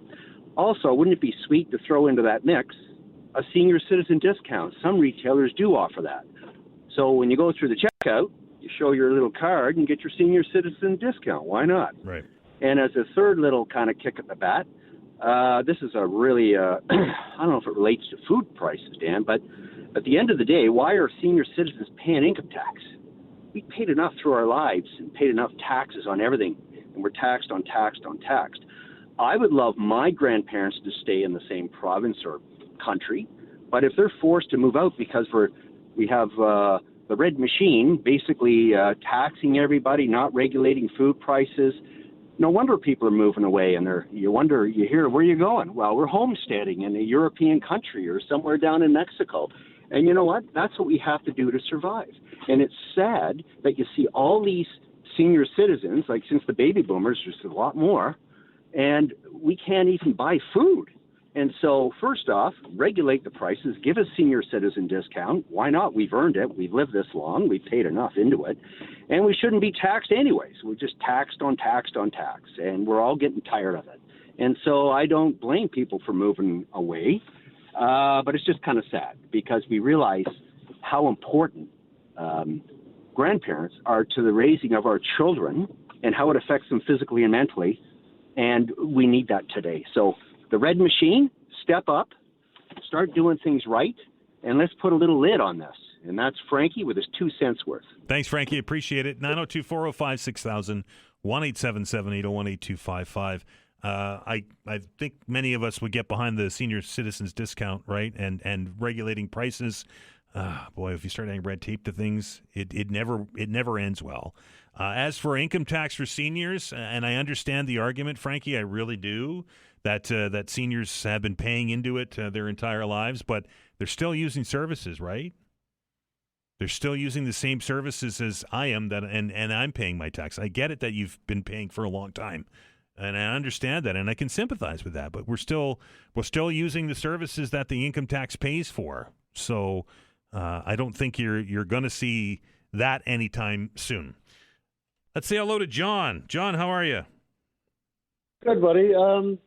Politics and everything aside, I just want to ask you and everybody a riddle out there. In my age group, especially, I'm 45 and change, but I think everybody that's say 55 and under in the workforce, or say 20 to 55, how many people out of every 10 do you know that are in that age group that actually have a job with a pension?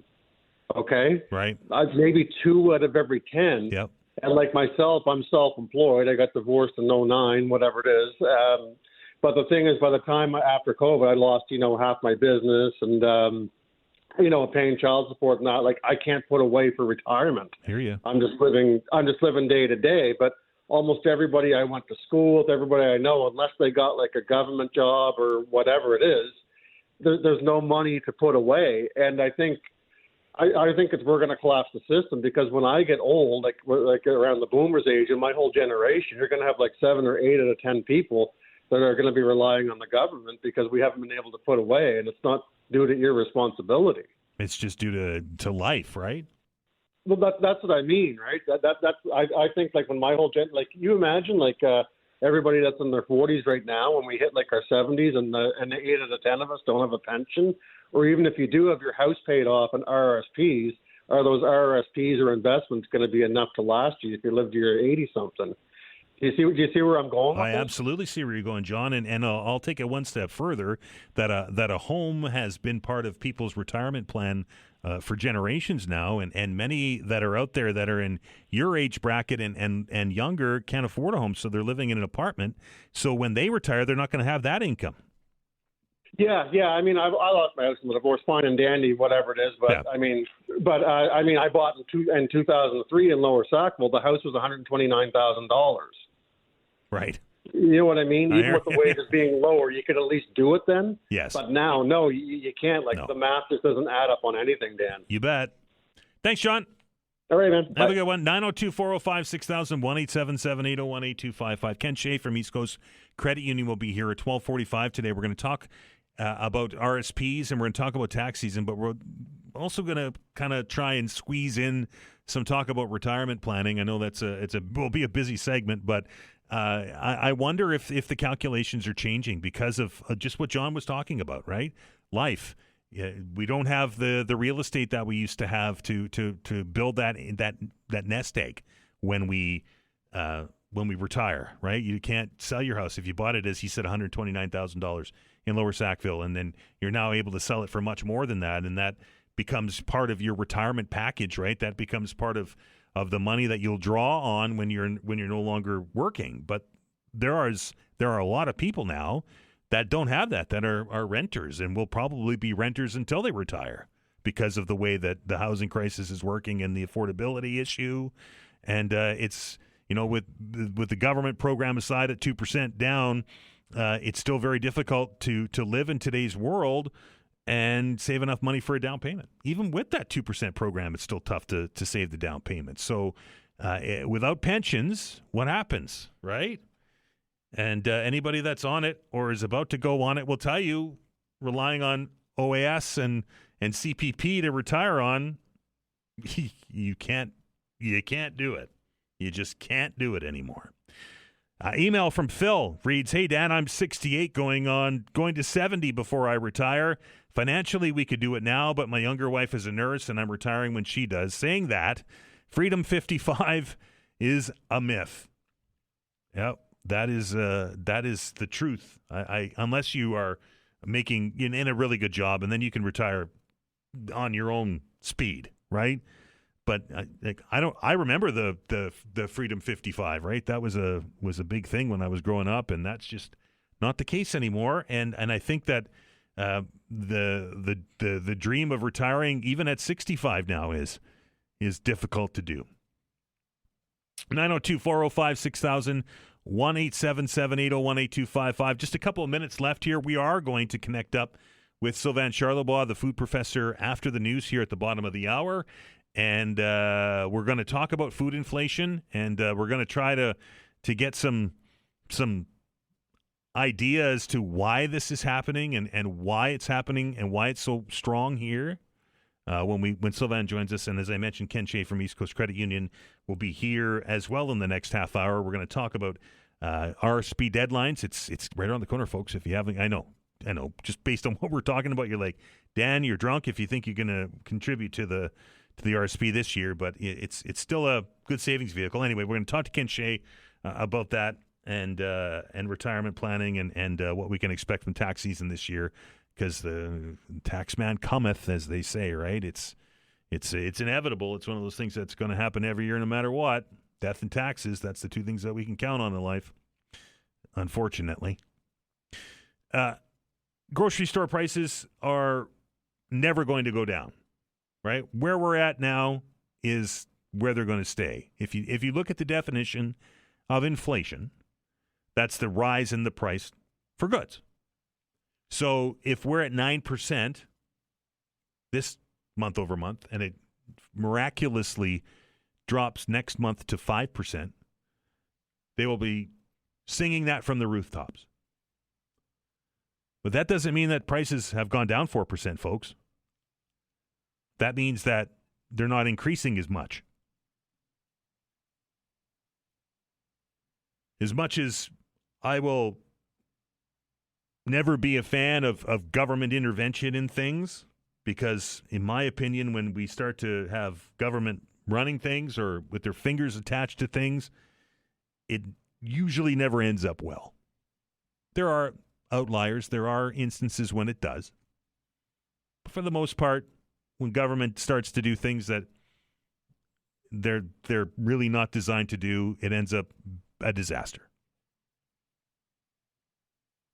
But in this instance, I really think that this should be much higher. Well, I whacked my own microphone here. Much higher on the agenda. And it appears that it's not. And it was for a while. It was a thing, right? And then it just kind of went away when we started dealing with all of the stuff with the United States and the elbows up and all that crazy. But as I've been saying throughout the last hour and a half, we have to eat. We don't have a choice. And the next time you go to the grocery store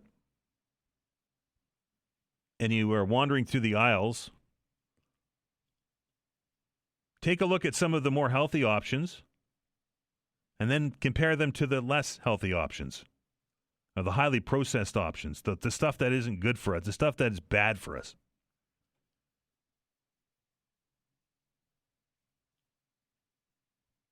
And check the prices on them. And I will almost guarantee you that the less healthy options are much cheaper than the healthier options are. So not only are we going to deal with the immediacy of 9% inflation at the grocery store, or some will tell me that coffee's not good for me, but the $25 can of coffee, but we're eating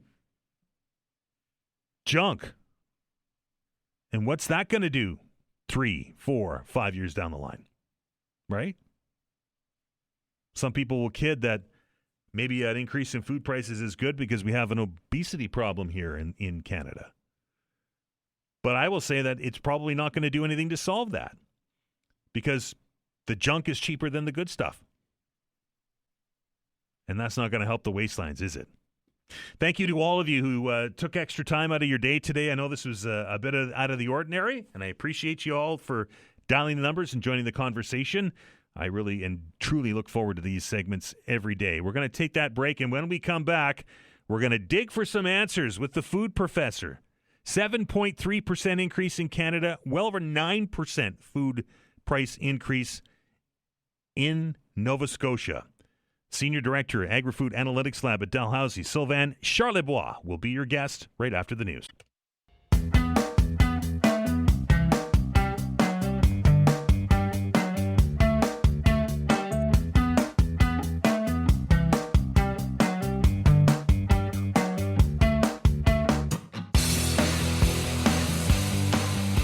All right, welcome back as we roll along here on a Wednesday, a midweek Wednesday already, and a short week for many of you who had Monday off. And I don't know if today is your day or tomorrow is your day or Friday is your day that you head to the grocery store. We've been talking about it for the last hour and a half, and it's my 2 least favorite days of the week these days, because every time I go there, I get mad. It's not just that I grumble under my breath, I get mad. And I'm sure I'm not the only Canadian that does that. Hey, maybe our next guest does the same thing.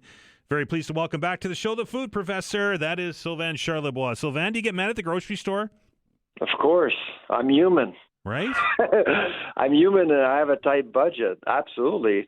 But I shop around. I made good friends in recent years. Like, I hate to drop names, but Grocery Gateway. Yeah. That's a miracle of a place. It is, if you haven't been there, you got to go. And it's expanded, and the flow in there's better now, and it is. There are people that travel from the Annapolis Valley to go and get their meat there, Sylvain. Sydney, Nova Scotia. I saw someone from Sydney, Nova Scotia last weekend. Right. At Grocery Gateway. Yeah. Yeah. It's. So, I mean, if you actually want to be reminded of how much meat costs, I'd say 7-8 years ago, you go to Grocery Gateway. It's a good place. It's pure volume, right? That's how they do it? Exactly. And so, yeah, that's what we're noticing. I mean, people actually visit more grocery stores, more independents. They're realizing there's some good deals out there when you visit new places. And that's exactly what's going on with Grocery Gateway in Dartmouth.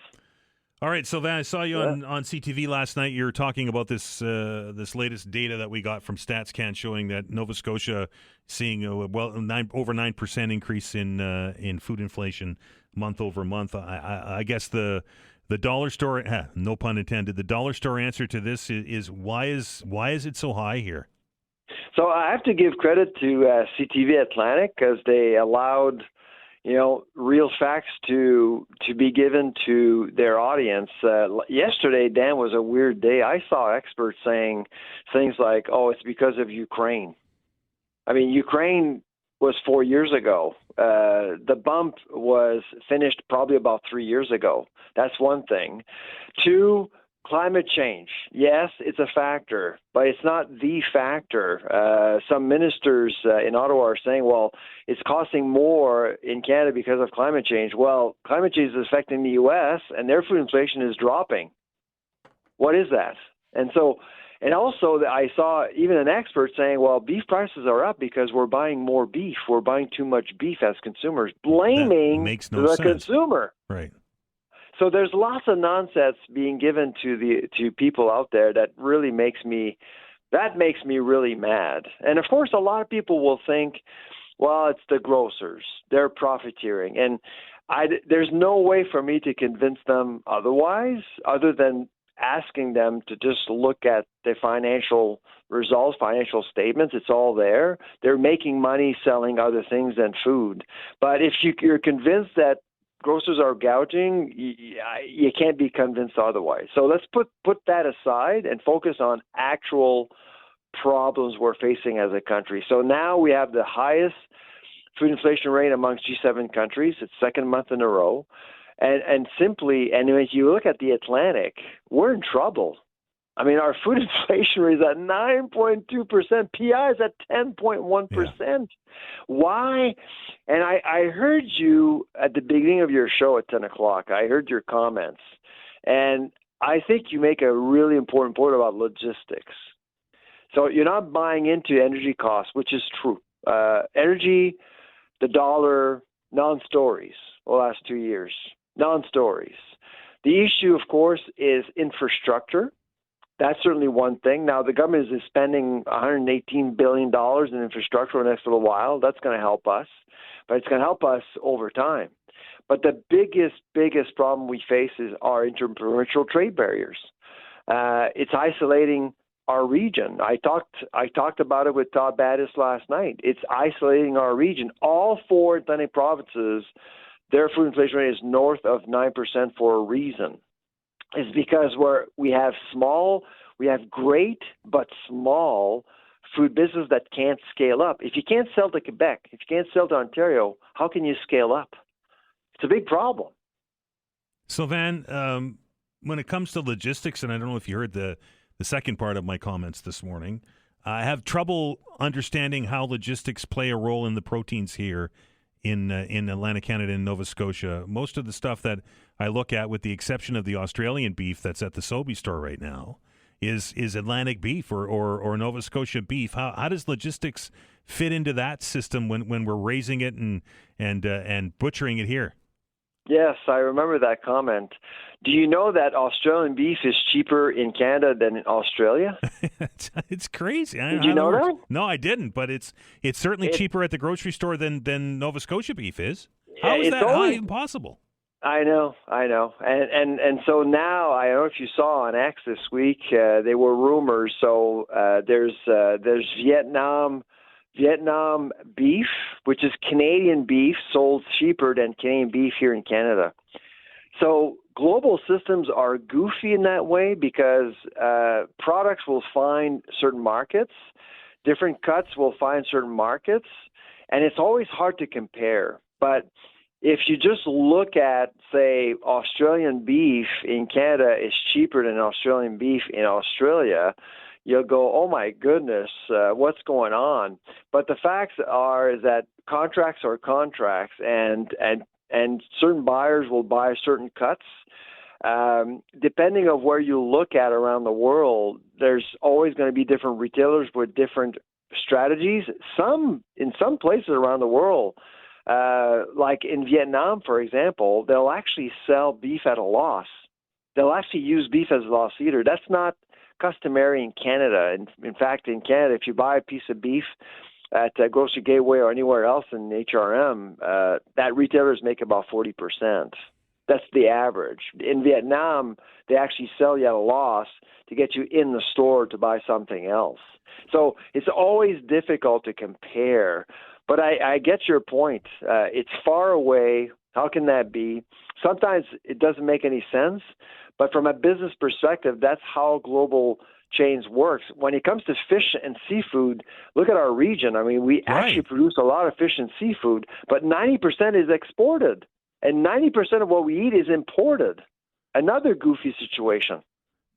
I'll use Atlantic salmon as an example, Sylvain. The packaging has stickers all over it saying it's Atlantic raised, it's Nova Scotia raised, and it's still $35, $36 a kilogram. How come it's so bloody expensive? It's the same price as it is in places like Ontario. Yeah, no, exactly. And so obviously, fish and seafood has always been seen as an expensive category, and prices are still going up. But there are debates. Like, do you remember when Aquabounty came out with a genetically modified salmon? Do you remember that? Yeah, I do remember it. It costs half the price to produce. 18 months, you're done. You have a salmon ready to sell. They didn't want to label it. They didn't want to label it as genetically modified. You know why? Because they wanted to actually blend that salmon with the expensive salmon. If you start labeling that salmon, people would say, okay, so how come is that salmon, the Aquabounty salmon, is priced the same when it costs half to make? Right. That's the logic they don't want to expose to the public. And that needs to change. In order for us, so the same debate is going on with cloned pork, cloned beef, and gene-edited pork going on right now.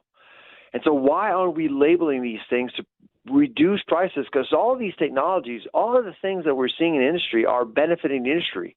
Well, what's in it for the consumer? Beef is outrageously expensive because it's controlled by two foreign-based companies, GBS and Cargill in Canada. Why are we investigating into what's going on in packing? Because I can tell you right now, beef prices are skyrocketing in Canada, while in the U.S., it's increasing, prices are increasing, but they're investigating. The White House is looking into what's going on there. Why isn't Ottawa looking into this? So that we're almost out of time. We can appreciate here why the input cost for a beef farmer, right? They have the same input costs that we do.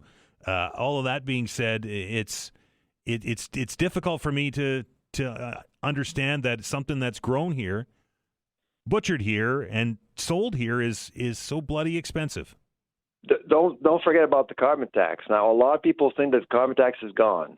The worst part of the carbon tax is still there. It's the industrial carbon tax. And it's increasing on April 1st at $110 a metric ton. So all of these policies, the accumulation of all these policies has actually made things more expensive in Canada. The GST holiday opened up the door to opportunistic pricing, raising prices. So those are things that we need to change. So then, do we know what a farmer is getting per pound at the gate before it goes off to processing? Does that vary? It varies, actually, depending on contracts. Cattle producers will have different contracts with different processors. Yeah, it depends. But prices are right now pretty good for cattle producers. So if you're worried about cattle producers right now, you should. They're making good money. Sylvain, is always a pleasure. We're out of time. We never have enough. We'll talk to you soon. All right, take care. Bye-bye. That is Sylvain Charlebois. He is the food professor. Still lots of questions to be answered. Anyway, we've got to switch gears here. We're going to take a break. Well, when we come back, it's our RSP season, a conversation with the president and CEO of East Coast Credit Union, Ken Shea, after the break.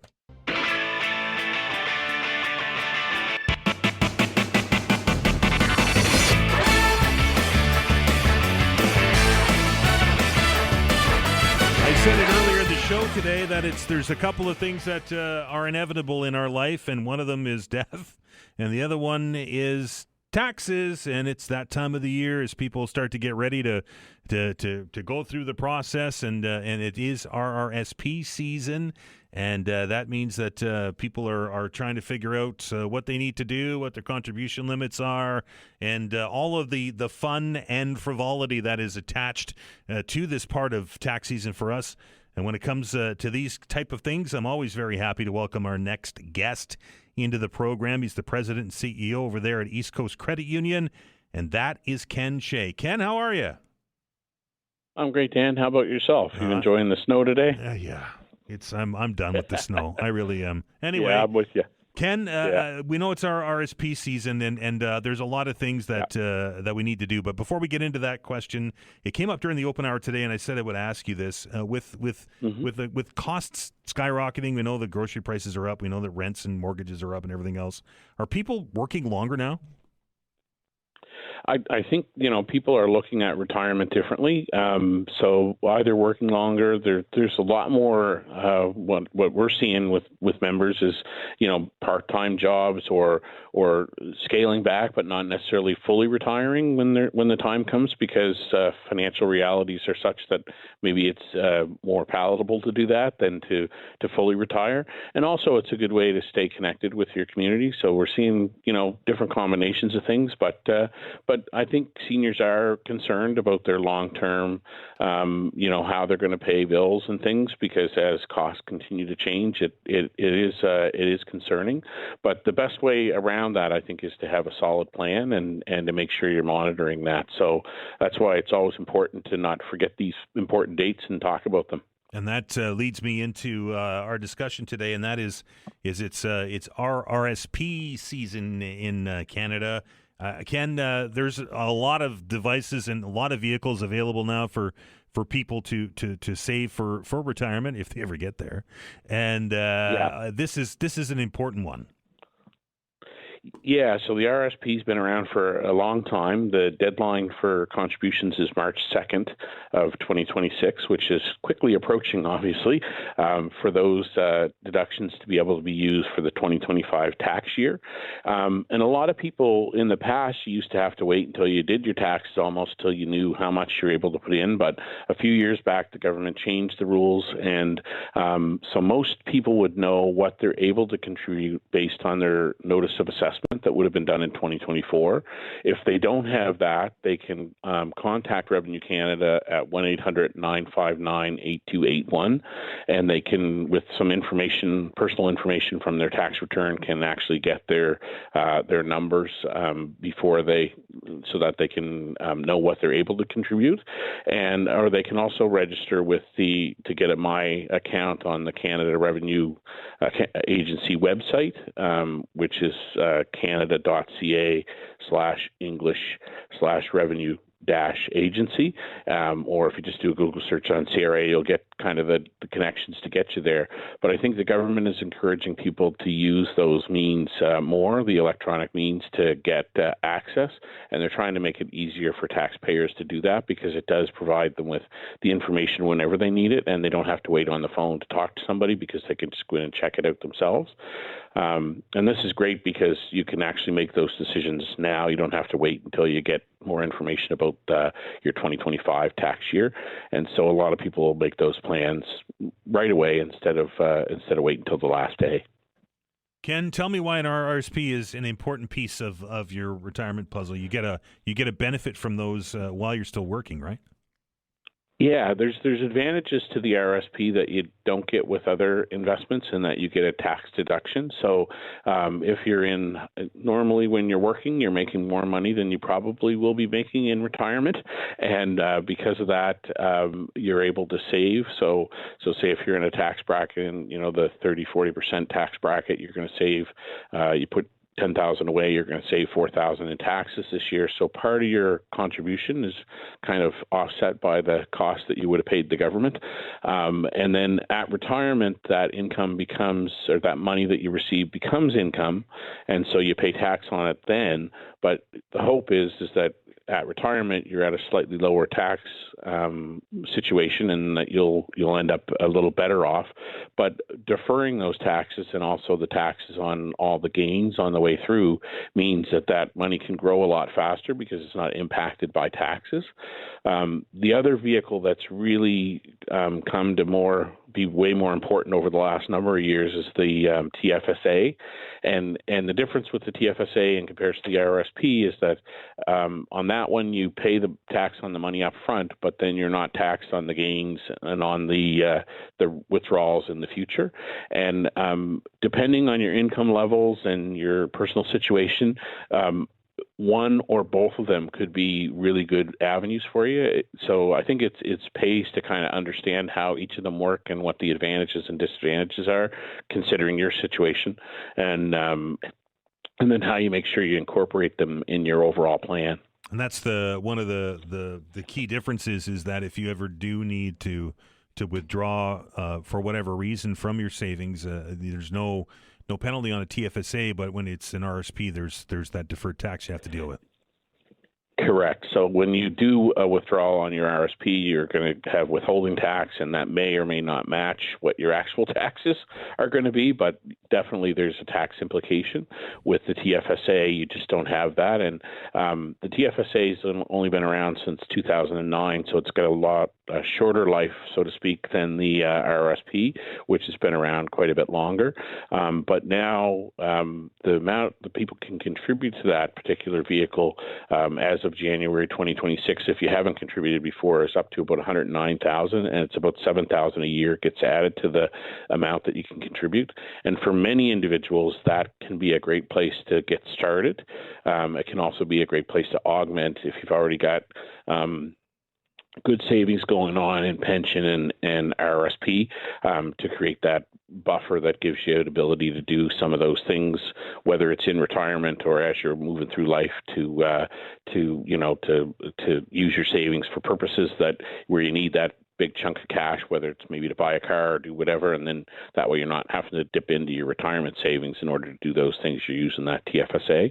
But it really does come down to the individual situation and trying to make sure that they've got the right plan. And TFSAs, you can have just about anything in there. You can have mutual funds or EFTs or anything in there. Yeah, they're very similar to the RSP in the options that are available to you. So you can have mutual funds, ETFs. You can have savings accounts, term deposits. You can basically do the full gamut. So they're both very good accounts as far as the investment options, and they're also both have very particular purposes that can be very helpful to your overall financial plan. So certainly two options that you definitely want to keep in mind. The good thing with the TFSA is there isn't a limitation on the March 2nd date because you don't get that tax deduction, so you can do it any time of the year. Where the RSP now is the time when you want to have a quick look. Just make sure if there is room and there is an appetite to do that you're maximizing that. Ken, we're out of time. I appreciate you joining us today. No worries. Anytime. Appreciate talking to you. That is Ken Shea from the East Coast Credit Union, the president and CEO over there.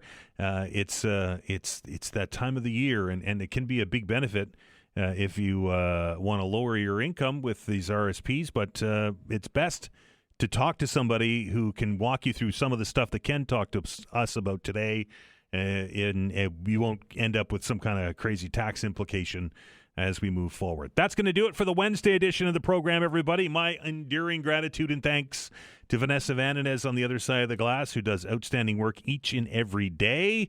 Thanks to all of our guests, including Ken Shea from East Coast Credit Union, for joining us today to impart their knowledge upon us, and hopefully you learn something. I certainly do each day. Thanks to all of you for dialing the numbers and joining the open hour. We'll do it again tomorrow at 11 o'clock. Until tomorrow, everybody, get out there and enjoy Nova Scotia. Be kind to one another. See you soon.